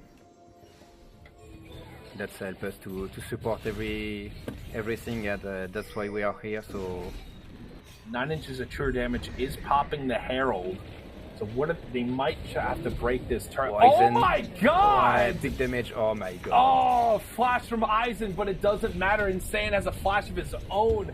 Sejuani will charge the Herald down. All the Void Grubs spawning, going to just provide so much pressure for the British team to be able to move up, take the Mountain Dragon, and with this comp that they have, Brainfist locked up in the Death Realm. Clout misses the claw, gets knocked up. He tried to play with him. Oh, just that somehow. Really was just playing with him. But it doesn't matter. Corky takes the turret down, as well as Light of Law getting this turret hit on the Dragon. This is a very, very strong comp for the side of the British army. Yeah, Montez. Oh, nice flash. Clout is going to try to get out. No, there is no way that Clout lives here. As Corsico does bring down the skies, he's going to get trapped between 3. The Belveth does pick up the second kill of the game. Yeah, but that's a huge all of that work just for nothing. Oh, his Planish is going a little bit too far again. Corsico and Brainfist are right there to try to match up. Hey, it's flashing over the wall, and Corsico will pick up the kill onto Clannish, trying to get some of that gold back. Clawed away from about a 5,000. No, they're still up by 4,000 right now, but just trying to get any amount of pressure that they can. But this late game Jin, Azir, and the Bel'Veth are going to still be very... Okay, never mind. Aizen just got 30% chunked by a Corky Rocket. Oh, that is brutal. Yeah, he got huge damage, but that's the plan for the French Air Force. They have to pick up some champion there and everywhere, so they can possibly take the lead back in gold. So they should keep going like that. Trap champions and kill them.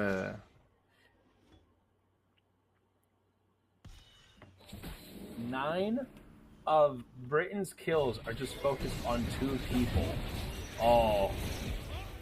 Brainfist is able to get the quickness out from 9 inches of true damage, but not tagging the charm well enough. Aizen is going to shuffle Clannish back. Yeah, Aizen flashes over, but Insane is insane with it. The massive amount of damage, and we are going to get pings on the Baron here. Yeah, it's a hard match for the French Air Force, and we see that Aizen is taking really bad decision there. It's a psychological war, and they are losing it. They have to focus. Corsico was forced to flash away from the Sejuani ult, so that flash is down. He still has his ult, but the press the attack Volibear was not that aggressive, not able to really find anything in the early games. All 5 members of the British Army are now onto the Baron. The curtain call will come out, but perfect placement of the body will block all the shots. The smite secures it, and Britain has taken a 6,000 gold lead. Dragon spawning in about 2 minutes, but with the amount of pushing power that Britain has, this is going to be a devastating Baron for the side of the British Army. Oh, that's TP.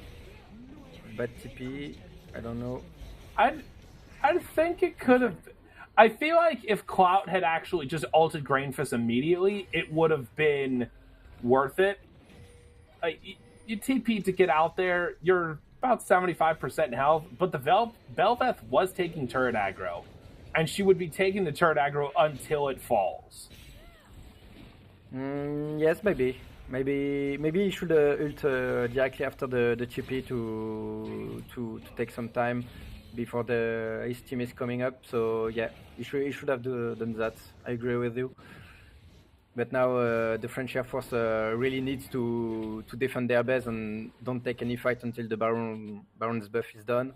For sure, I don't know what they are doing in the jungle right now. They really should play safe and wait for the minion. Maybe lose an inhib to have some minion free farm and try to keep the lead. Aizen was looking for it. Light of Lull pops the ult just a little bit late. Does get hit by the ult from the Nautilus. Oh, there's a good fight there. Sky Splitter comes down. The Jin grabs 1 kill. He grabs a double kill, but the Corki is finally there. Jin, you got to get out of the curtain. That's a good one. Oh, great shuffle from Aizen. And they're able to pick up 2 kills, but Light of Lull is still there. Flashes, gets the kill onto Aizen. He's able to grab 1 back, blows the ghost in the flash to get out, but a great team fight ending for the French army. The Deadly Flourish will not connect, and now Grainfist and M2KG are going to try to secure this dragon and get themselves to Soul Point, but it's going to be very difficult for them to kill it quickly. The Xayah is coming. I'm not sure that I will take the dragon easily, I guess. But yeah, there was a huge fight from the French Air Force. As I said, they should wait for the right moment to fight, and that's why Aizen just proved here. So yeah, no, he couldn't take the Drake. Yeah, it's fine. Free Drake for the French Air Force. Aizen just finding ways to still be useful. That Shurima shuffle is just he's always useful. Don't say that. I mean, most of the time when you go down, like when you get chunked out by an enemy champ in about 2 seconds, you're just like, okay, I'll do my best to not die. But Aizen is just playing played that fight extremely well. The Gnasher's Tooth and the Leandries is online for him. A little bit of poke and a lot of team fight power. Yeah, I agree. With this fight, I think he's back psychological in the game, and that's really nice. We needed that move from him, and now we back in the game. I told you, French Mental is huge. I tell you, man. And that's my boy.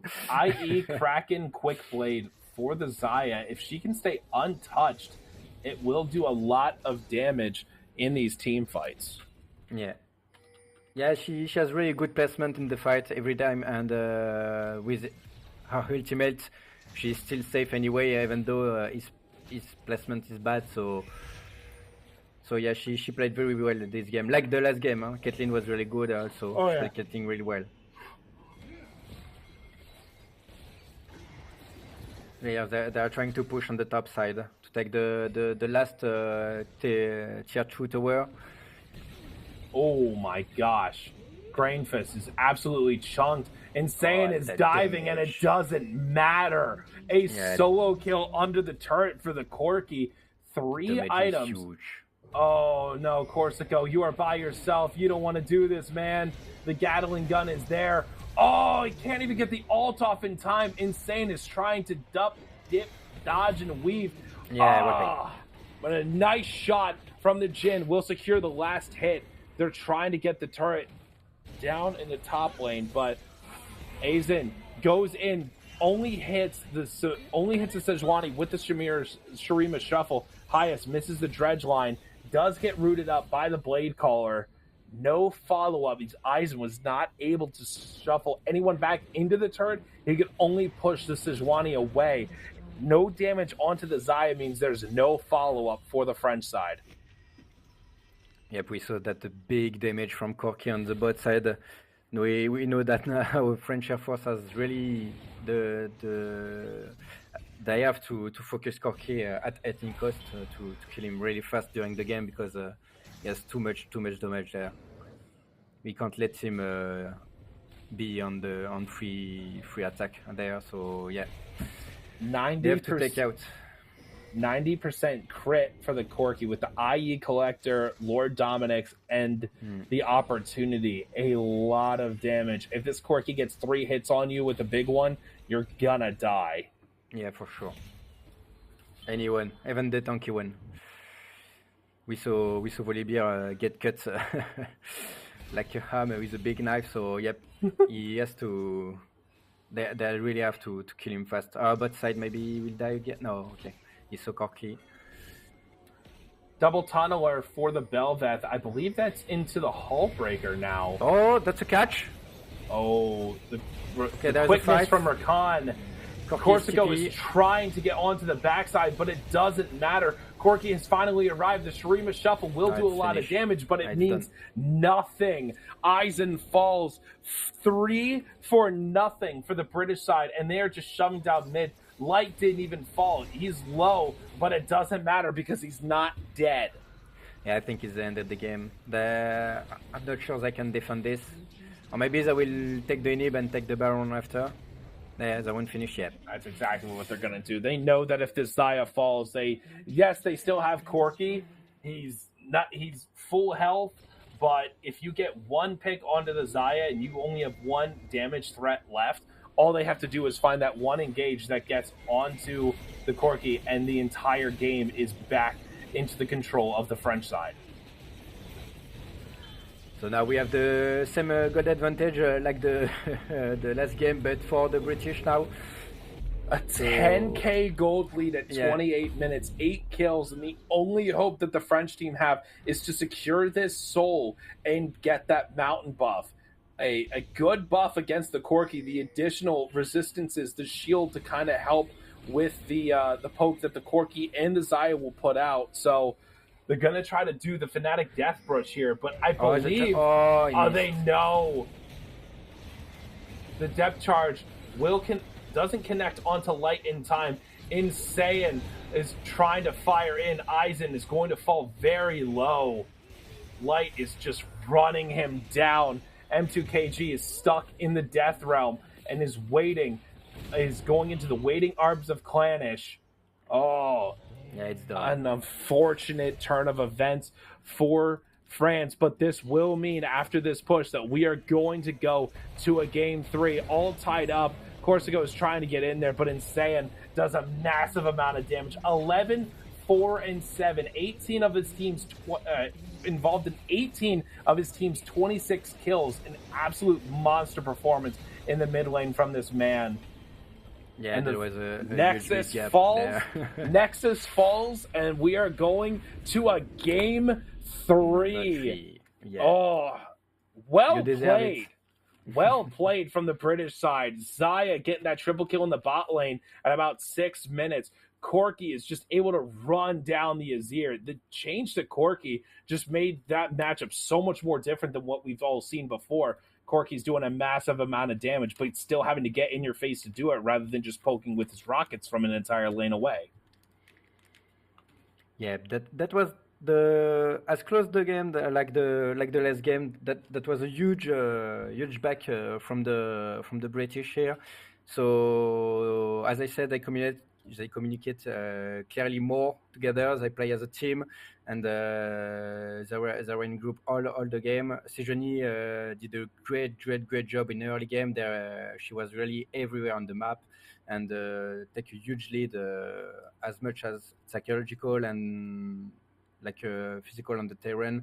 So yeah, that was a really great game from the British. But the French Air Force tried to come back on the mid game. We have a little hope at the moment, but yeah, the British finished them with the Baron buff and so on. So yeah, that was a good game, and hope we have the same list for the third game. So yes, thank you anyway for the invitation. That was really nice to cast in English for the first time of my life. So you did well. Thank you very much. You did really well. Thank you for joining us, and we will be back with Bread and Game 3 in about 5 minutes. Stay tuned. Thank you. Bye.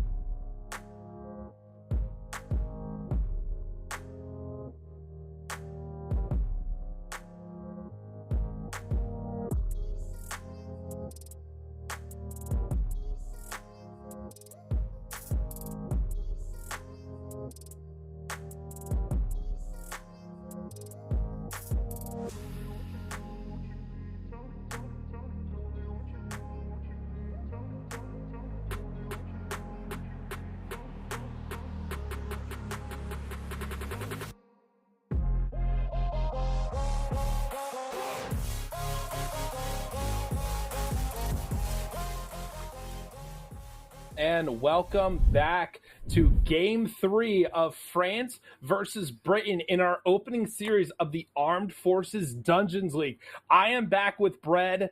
Welcome back. What'd you think of the last game? Complete banger. I can't believe the English made a comeback and is forcing a Game 3.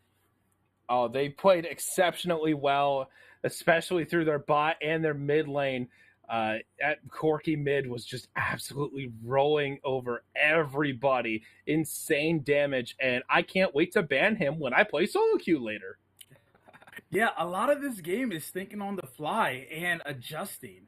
And I think that's exactly what Lions did this second game was they chose their champions more wisely. They chose their bans a little bit more wisely. They saw what the French could do game one, and yeah, they just came out way more prepared. And I think the French is gonna have to adjust after that game too, and we're gonna see the best of their abilities. That's for sure.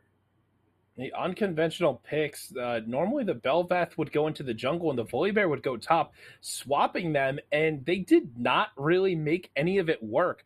Volibear was not that present on the map, except he was dead most of the time, trying to take these fights, trying to get anything into his team, but not able to find anything at all.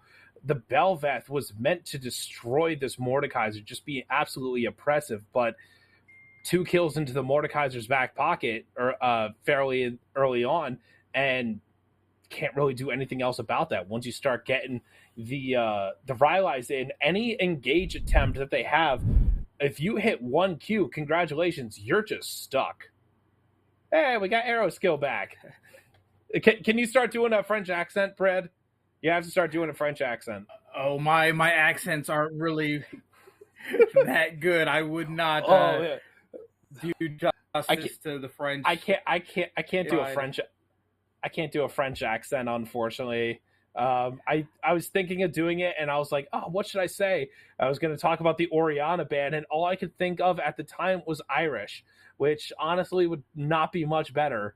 The Lions getting rid of the Oriana again from Aizen, not going to allow him to have that pick at all for the rest of the series. And it just looks like a Gangplank ban is more or less a comfort for the top lane. He does not like dealing with this Gangplank. Now, I understand that feeling. Alawi is that ban for me. I don't know what it is, but I can never play into Alawi properly. Yeah, I mean, all these top laners that are buffed up and can push turrets in a matter of minutes are ones you're going to have to keep your eyes on. If you have a very mobile jungler, then those champions aren't as scary. But if your jungler wants to focus on its own path, then you're going to have to ban those out because going 1v1 with some of these top laners like Gangplank and Alawi, it's a job on its own just to get through lane phase. No Zac, no Blitzcrank, and no Xin going to show at all on the Rift today. Not allowing any of these teams to have these picks. Maybe it's just a targeted comfort pick that they really just don't want the opposing team to have. But at the same time, Zac and Xin are very strong right now in the meta.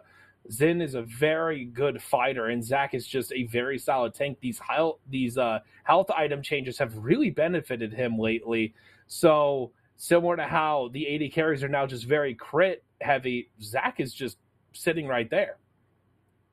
A Corky ban. They really don't want to give Britain that Corky again. Tristana locked in first for the side of the Lions. So what are we going to have come in as the response for the French side?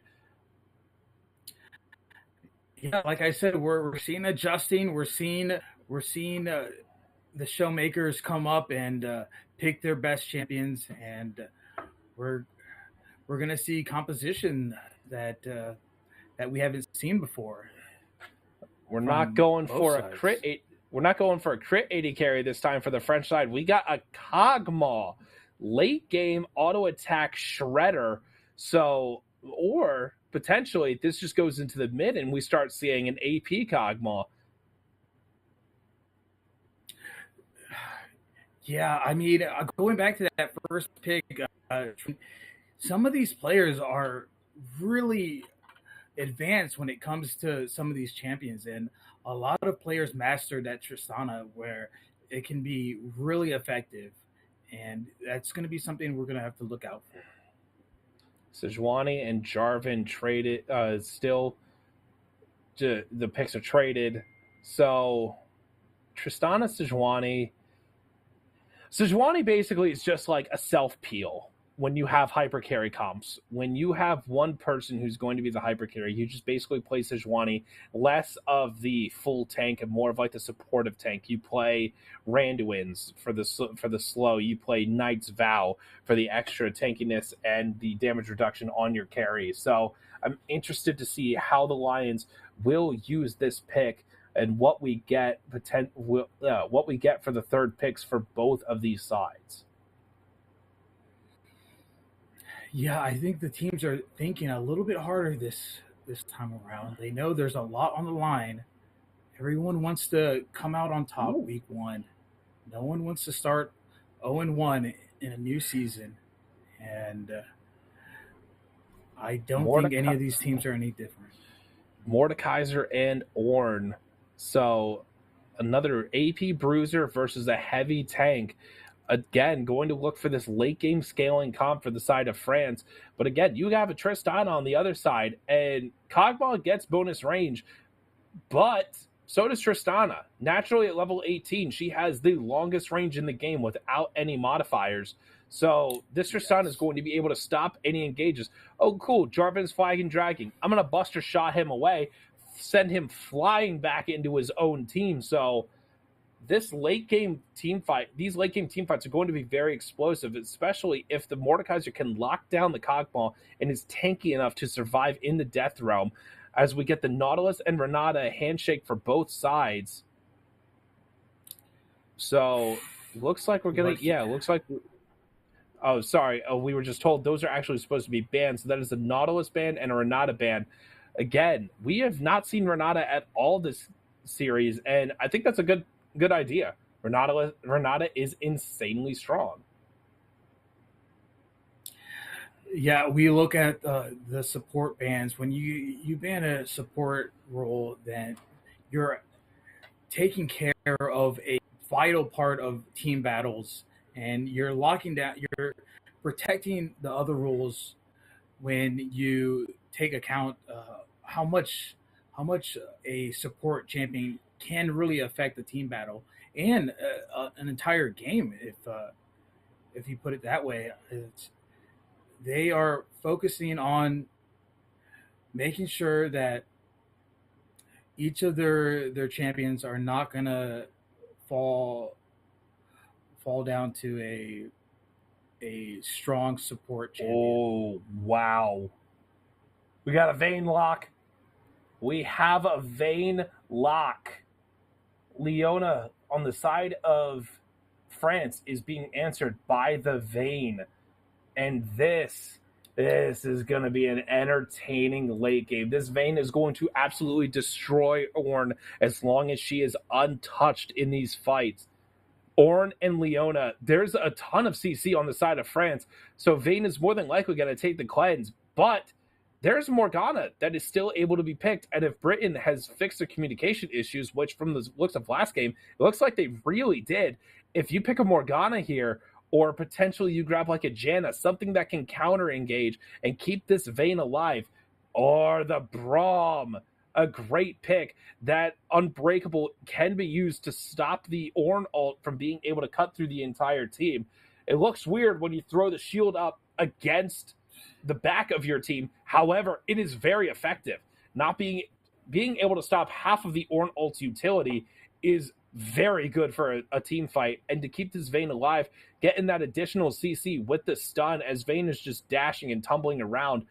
Oh, this is going to be a great comp from the side of the Lions, but how will the French side round out this comp? Looks like we still need a mid laner, and what are they going to pick? Syndra, the solid pick still available. Maybe Eisen wants to go back and try to run it back and prove that he can play Azir better. Not really much else. Potentially Yone even.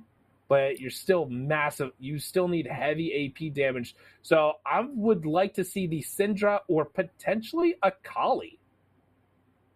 Nope, Jinx. it's a mid lane Kog'Maw.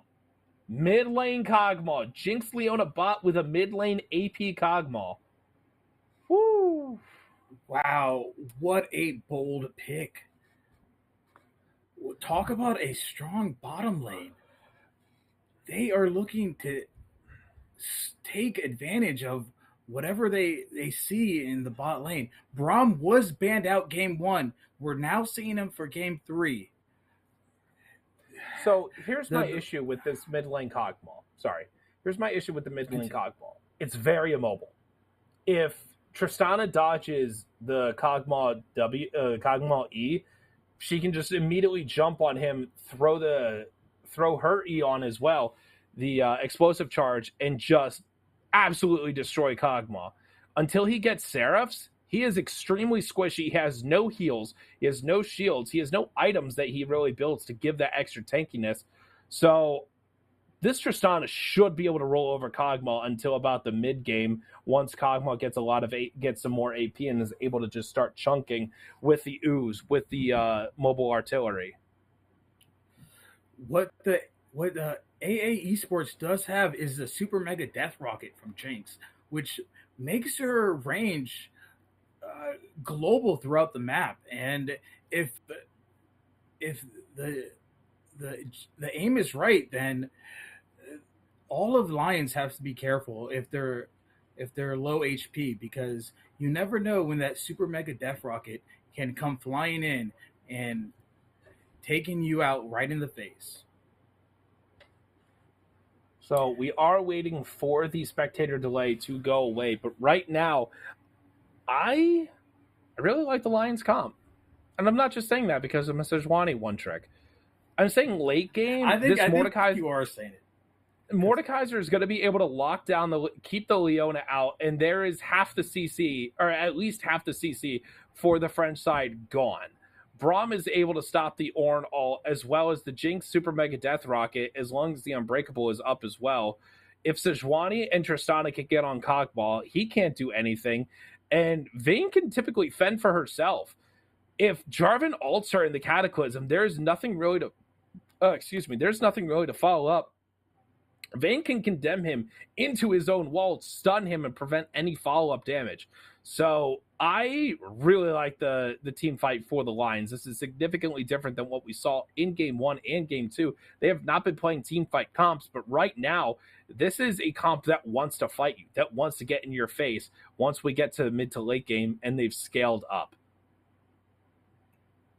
They're going to have to watch out for turret dives, though. We saw it a lot with Jarvan Game 1, and I think he's going to continue that aggressiveness. So if the jungles are not warded properly, he's going to be swooping in, and Vayne does have a bit of escape, but they're going to have to protect the AD carry and not let Jarvan get too strong. Because we saw what he can do.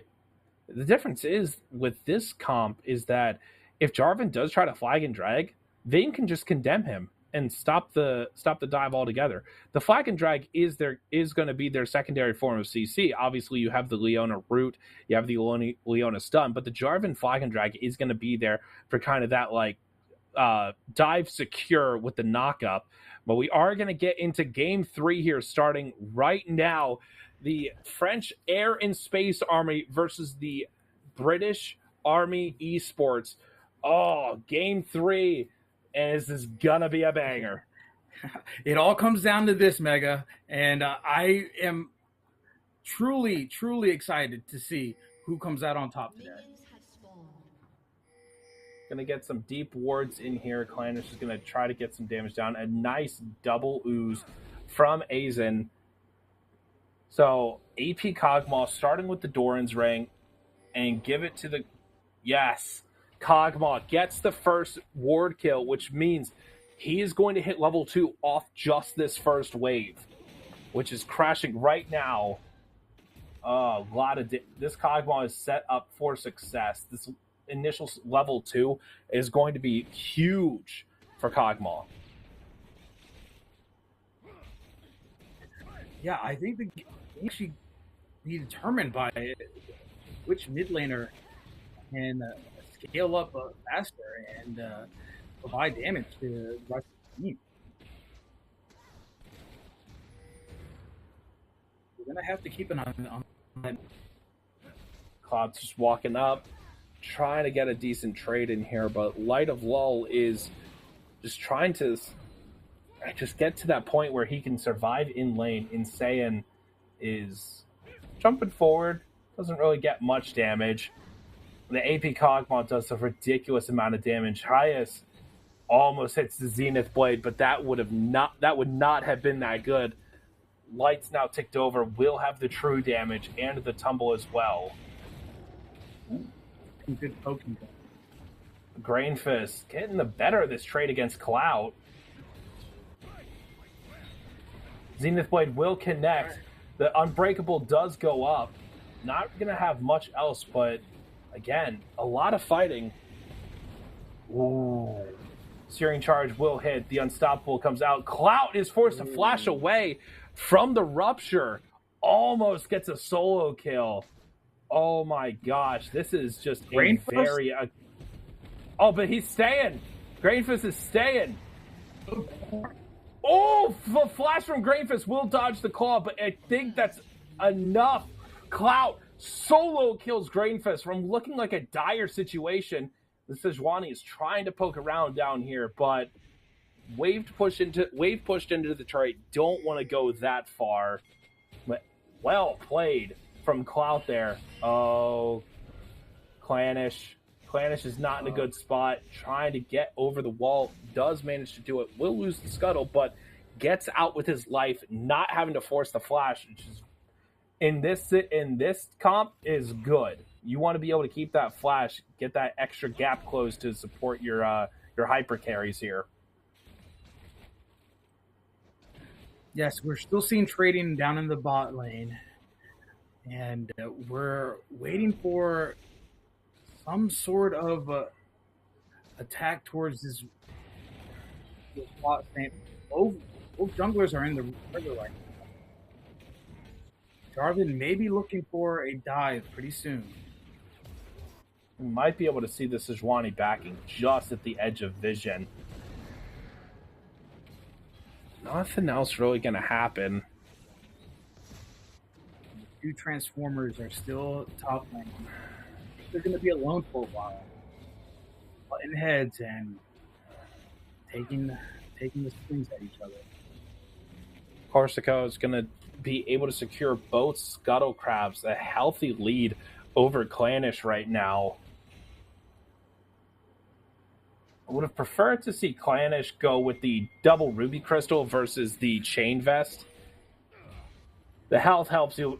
Sejuani's W scales with health, so it's just easier to help clear, help damage, because you know this Jarvan's going to try to take fights, but not right now. He's going to be starting up the Dragon, and knowing that his bot lane is in such a good spot, the Unbreakable comes up, will block any of the follow-up damage. The Ignite comes down from Hayes.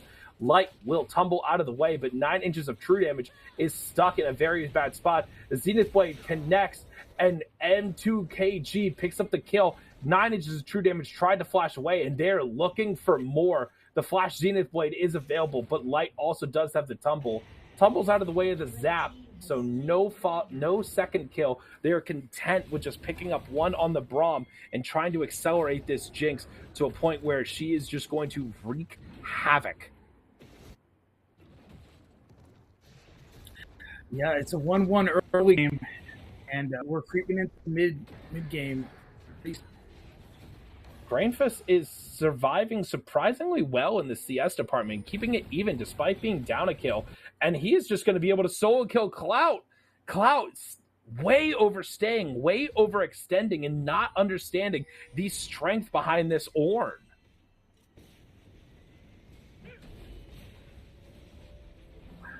Unfortunate for him, but being able to pick up this return kill with the slight CS lead. Now the French side have a 700 gold lead, but the British side just takes I really got to clear this. British side is able to grab the first 3 Void Grubs, that extra pushing power again. This time they're not playing the Jhin. They have the Tristana. They have the Vayne. 2 champs that are able to reset their auto attacks, attack quickly, and kill these turrets if they are given the chance. Yeah, we haven't seen any plates go to any of the champions. Early game plates will play a factor to who can build their items faster. Clout will throw the ult down on Grainfest, but this is just a little bit of a hope.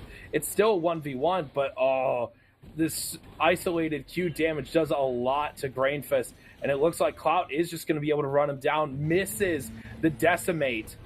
Oh, Grainfest, no! Oh, he accidentally clicks the ult. Must be trying to click the E. Right now, Clanish is about to walk in, find Highest. A lot of stuns coming out. Flash out from Highest, gets himself just a bit away. But now another flash. Corsico is trying to get a little bit of extra damage down on the return. I can't speak well today. I really can't. There's so much back and forth going on bot side that Vayne is starting to do some work. Oh, Light of Law wanted to go deep, but he can't go Here under comes the the Jarvan. Here comes the Jarvan. Stun comes out Highest. Oh, the Flag and Drag does connect. Cataclysm will go down. The Vayne ult comes out. The invisibility is starting, but he runs right into the Lance, and Corsico is able to pick up a kill. But it looks like he's not long for this world. The auto attacks come out. The stuns. 9 inches of true damage is so low. M2KG is able to dodge the Sejuani ult. No stuns. Aizen is there trying to get some return damage. Clanish will fall. Aizen will pick up the kill. M2KG, 2 kills, survives the fight. And, that is a bummer for the British side. French take another early lead, about 1,000 gold right now. 12 CS and 2 kills up on this hyper carry Jinx. Oh, this is going to be a very interesting late game. Reinforcements did come in, but Highest and M2KG were prepared for it. The things went off, the Super Mega Death Rocket went, and the damage hit all 3 of champions, and they did take advantage of that. The Death Realm is about to come back up for Clout, so Grainfest is going to have to play it safe. Took Airy on Ornn. A bit departure from tradition. Typically, the tanks will go grasp top, especially if you're melee into melee. You want to be able to stack up those grasp hits, an extra % max health damage, and stacking health. Corsico will flag and drag in, but he is not in a good spot. Glacial Fidger goes out, gets pushed back into the wall, but he's able to flag and drag again, and Light of Low is in a bad spot. 9 inches of true damage now is burning. Grainfest calls the Forge God, picks up a double kill, grabs one with the first hit, and picks up the second on the return. A great play from the French team, but Insane is down bot lane with Demolish, takes 2 plates in a matter of 5 seconds. Oh, this Tristana is going to be very rich indeed.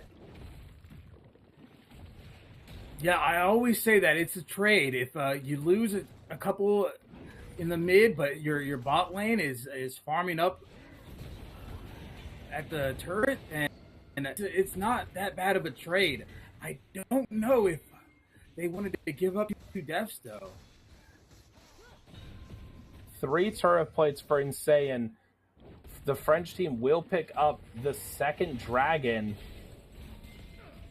But again, we're just trading. It's the same as the first game. Britain will take all 6 Void Grubs, and the French team will take both dragons to start. Again, a lot of pushing power. Yes, the ranged champions will deal less damage, but it's still a lot of true damage, as Insane is almost caught out. It's forced to flash, rocket jump away, unable to buffer it in time, but I think we're about to get a dive here on top lane.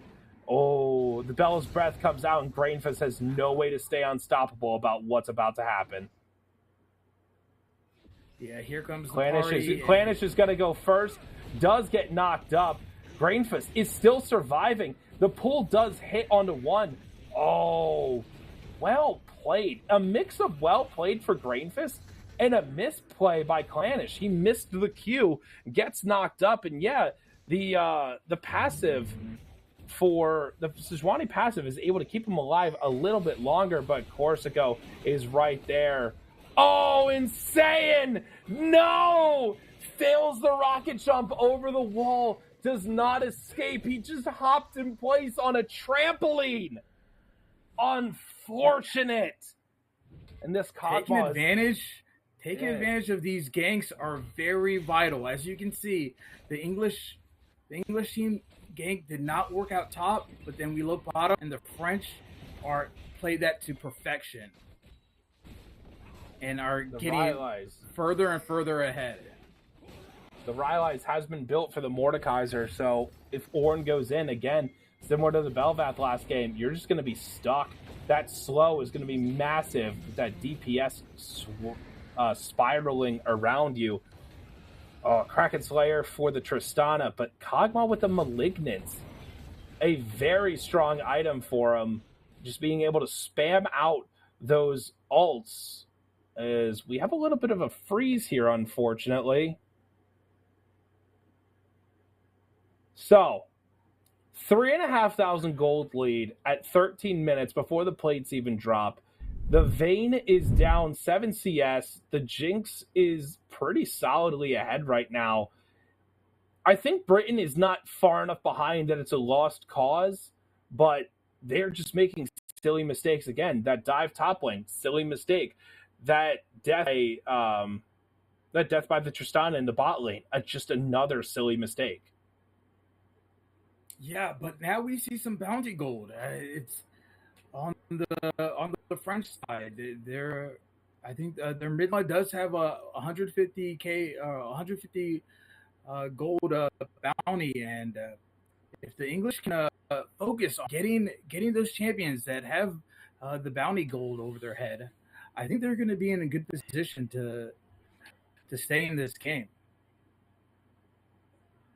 I agree. Right now, the Mordekaiser is just kind of giving Ornn the business, slamming the hammer down at every single opportunity, or slamming the mace down, I should say. Ornn's not really able to trade at all. The very handily in favor of the Mordekaiser, and again, this Mordekaiser is just going to be like, if he can stay ahead, he is just going to be able to run down anyone on the enemy team. I just throw you into the death realm, remove you from the game, try to steal your stats, and see what I can do with it once I pop back out. Hopefully my team has done something in the fight, so that way I'm not just stuck in the middle of 4 of the enemy. Yeah, I think we can all predict a Mordekaiser Jinx. So we have we got an update from production. Our observer's internet went down, so unfortunately we are trying to reset that real quick. Hopefully we can get back into game for you real soon. So I think the French team just takes this. Britain's team is just making just too many silly mistakes. You can't do that in a team that needs to win, like that doesn't want to lose quickly. This Jinx is already at a full item, finished boots, and is just going to absolutely destroy anything that comes at her. The Leona is there for solid CC. Yeah, the Ornn's behind the Mordekaiser and farm, but he was able to pick up a double kill in that mid lane team fight. So I favor the French side on this one. I really think that they're actually going to be able to do a healthy bit.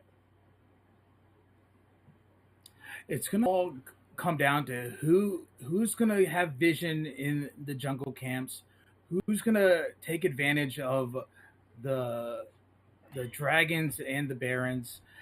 With Jinx and her ulti, you never know. We could see a steal this game. When a Baron steal or a Dragon steal. Yeah. I agree.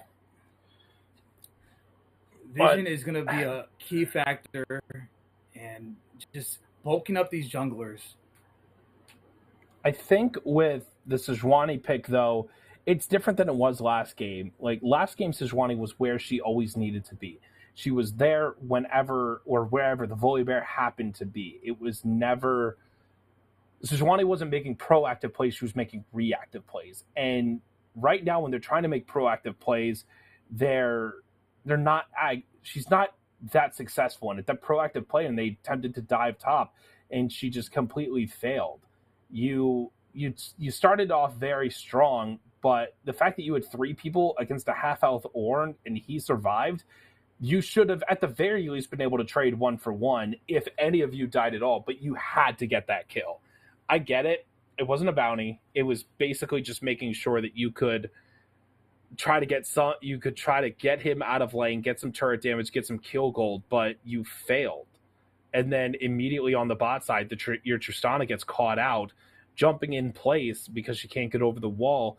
It's just these small, silly mistakes that just stack up time and time again. Stuff that you don't want to see in your solo queue games, much less a game where you're all in voice chat and you're supposed to be coordinated.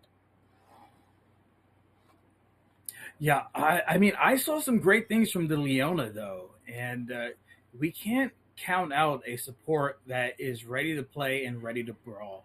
Because if you have a support ready to go and dive, get the stun, and set up his team for success, then that is what can make a game right there, is a strong support character. And I think that's exactly what they have in Leona for sure. Absolutely. The Leona combination with the Kog'Maw and the Jarvan, it basically, if they're all stuck in a very tight space, if Jarvan can get a solid ult onto the Vayne who doesn't have flash, then Leona can just pop her ult right on top for secure that stun. And Kog'Maw, once he gets some magic damage, magic damage items in, he is just going to rain those ults down, and that Vayne will stand no chance. The Ornn ulti hits all of them. Finally getting back into game here. So where are we at now? Last time we left, it was at 13 minutes. There was a 3,500 gold lead. And oh my God, the French team has been dominant. 7 kills on the Kog'Maw, 3 on the Jinx, 13 kill lead, and 6,500 gold. Oh my gosh. Ornn was able to pick up a couple more kills. He's got the Force of Nature and a Thornmail, but wow, this mid bot duo from the French side is just brutally strong. You're down 30 CS. That doesn't mean shit when you have 7 kills and 6 assists. Yeah, the French team just seems a little bit more in sync. And their gameplay is just coming to a huge advantage for them. They're really on the same page, and their timing is something to be admired. But the Kog'Maw gets obviously the English. The Kog'Maw gets absolutely obliterated right there. Fight. Yeah, the English are not backing down from a fight, though. They threw everything and the kitchen sink at the Kog'Maw. They were able to grab 1 kill. Oh, the Vayne does have to flash out. Corsico is trying to chase him down. The invisibility is coming out, but right now Light is way too far behind. 20 and a half minutes. Pause coming out right after that. Maybe we might see a potential bug, but I think after this, the French team is just going to run straight at this Baron. It's 4 of them up. The Kog'Maw has TP, and the Vayne is down. The only saving grace is Sejuani is still alive, as well as the Mordekaiser. Yeah, I mean, if you look at the bot side of the map, it was pretty one-sided, and I think this Jinx Leona combo really took advantage of what was in front of them, and it's paying off dividends for their whole team. And then you have a 6-2 Ornn up top. I mean, but Mordekaiser's getting his damage in. I mean, that was some battle we saw early game, and they are not. that Jarvan is too low. They don't want to risk throwing this lead, this 4,000 gold lead. It was 6.5, but that one kill onto the Kog'Maw, the 1,000 gold shutdown into the pockets of the Tristana, potentially think, oh no, we're back. Just a little bit of a pause. No need to worry about it this time. Horizon Focus Malignance from the Kog'Maw works perfectly. A slow counts as an immobilization, and the ult counts as the 700 range ability because you typically used it almost max range. So this Kog'Maw in these objective fights is just going to be able to deal a massive amount of damage. Yeah, I wouldn't count out the English team just yet. Oh, Clanish is potentially getting caught. He's trying to get over the wall, but unfortunately it's just a tad bit too big. I know how you feel. You thought you were past him, but the hitbox is too big, and you're unfortunately caught out. Zenith Blade goes in. Aizen is stuck in, flashes away from the queue. Clout is right there trying to do something. The Infernal Drake goes down, but right now the British team is just shoving mid with those double Void Grubs, able to grab 2 turrets, get some of the gold back, get those turret shutdowns. But Light of Lull. Oh, but they gotta get out of there. They have to get out of there. A great dodge, but he is not long for this world as we have supportal combat near the blue side. The Vayne is still alive. Tristana's in the base just taking the inhibitor. Oh my gosh, you're chasing the Braum and your base is about to fall. Light does eventually fall with the execute, and Insane is going to do the same thing. That is a Tristana doing good play. But right now, they're on the Baron right now, and Clanish kind of by himself just trying to make sure they can't get it, but Hyas is just gonna zone him away. Oh my gosh, that was a sequence. I liked it. The Mission Impossible kind of theme going on, and Tristana going through those wires and getting to the objective. There's going to be some bulky minions coming out of that base now, and the Baron buff is going to help, but they're still going to be pushing pretty heavily through that mid lane. This Kog'Maw should just be able to take anything, but now Tristana is going to try to play the side lanes. The Dragon is down. We won't see the Elder for a decent bit more time, about another 4 minutes. So a solid attempt from the British team to try to just play to the side lanes, knowing that like the French team just want to fight. They want to get in there as we have Corsico just hiding off to the side. These solar flare goes down and Light of Lull is trapped. No flash. The Cataclysm is there and Clanish cannot survive long enough. A double kill for M2KG. Aizen picks up another one, and now they just have to clear these minions and push this up. The super minions will delay a little bit, but right now, Insane gets hit by the flag and drag. Oh, and a nice stun from Hyas secures the kill for Aizen from the artillery. And right now, Grainifus is just trying to keep Clout from being able to back because his team's just going to be able to end, flash away, and Clout is very low, but I don't really think it matters. Light of Lull is down to about 70% HP already. The flag and drag does miss, is going to get stunned, and a shutdown for Light of Lull, but it doesn't matter because M2KG does a massive amount of damage. This is going to be the end of the game, and the French team will win the opening series 2-1 over the British Army esports team. An amazing game. Little bit of a technical hiccup there, but not really that concerned.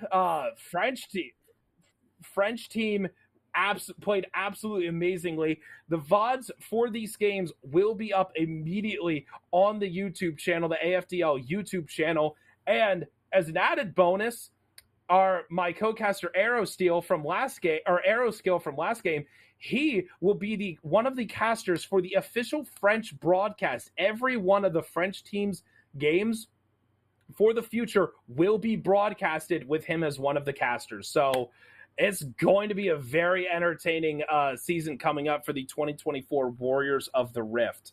So well done to the French team, taking the first series 2-1. An absolute banger of a game. It went from, this is close, oh my God, the game's blown wide open. A huge display of skill, Mega. A huge display of skill provided by the French team. Would you say it was a supreme display of talent? Kiana? Yeah, but you can't take anything away from the English team. They came ready to fight. They came ready to play. And today just wasn't their day, but it was a valiant effort. And I don't take anything away from them. They came in. I think they could have adjusted their picks and bans just a little bit.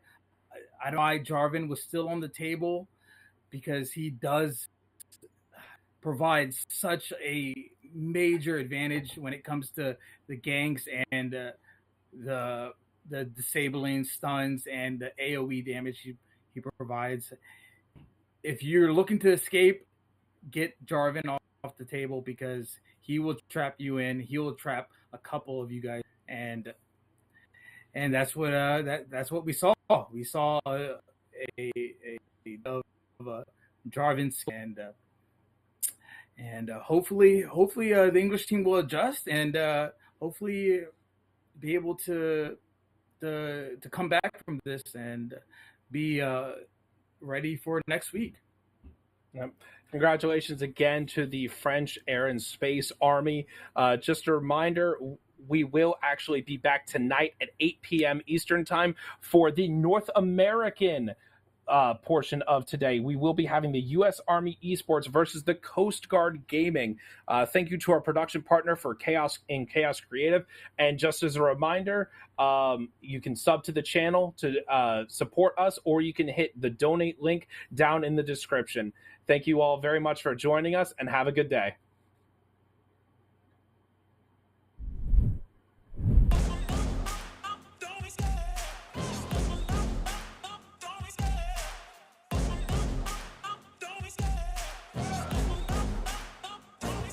I love the chase and the hunt, and I set the pace when I'm running. I always take what I want, and I always give it 100. Don't need a bank, no, I'm funded. Play the game like it's nothing. I'm always thankful for something. Don't take for granted, stay humble. Now wake up! It's time to look at the enemy. Look in the mirror if he is no friend to me. It's not working out, maybe it's the chemistry. It's time to break up so I can make a better me. Better believe in your mind, cause it's everything. You can mold, shape, find almost anything. All it takes is some time and some clarity to find your identity. It's mind over everything.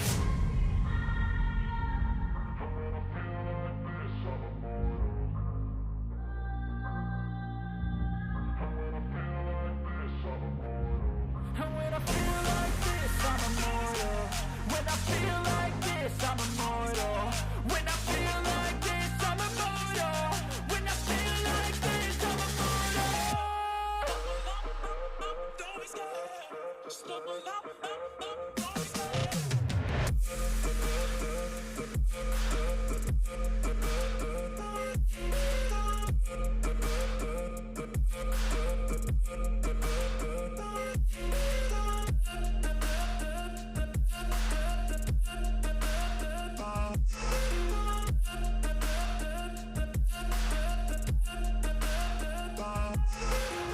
I'm so gone, no, I'm never turning back. I won't stop, I'ma fight until there's nothing left. It's so on, you're gonna be hurting bad, cause I've been to hell and back. You don't wanna make me mad, I stay strong, you will never see me crack. And if you get in my way, you're gonna feel the wrath.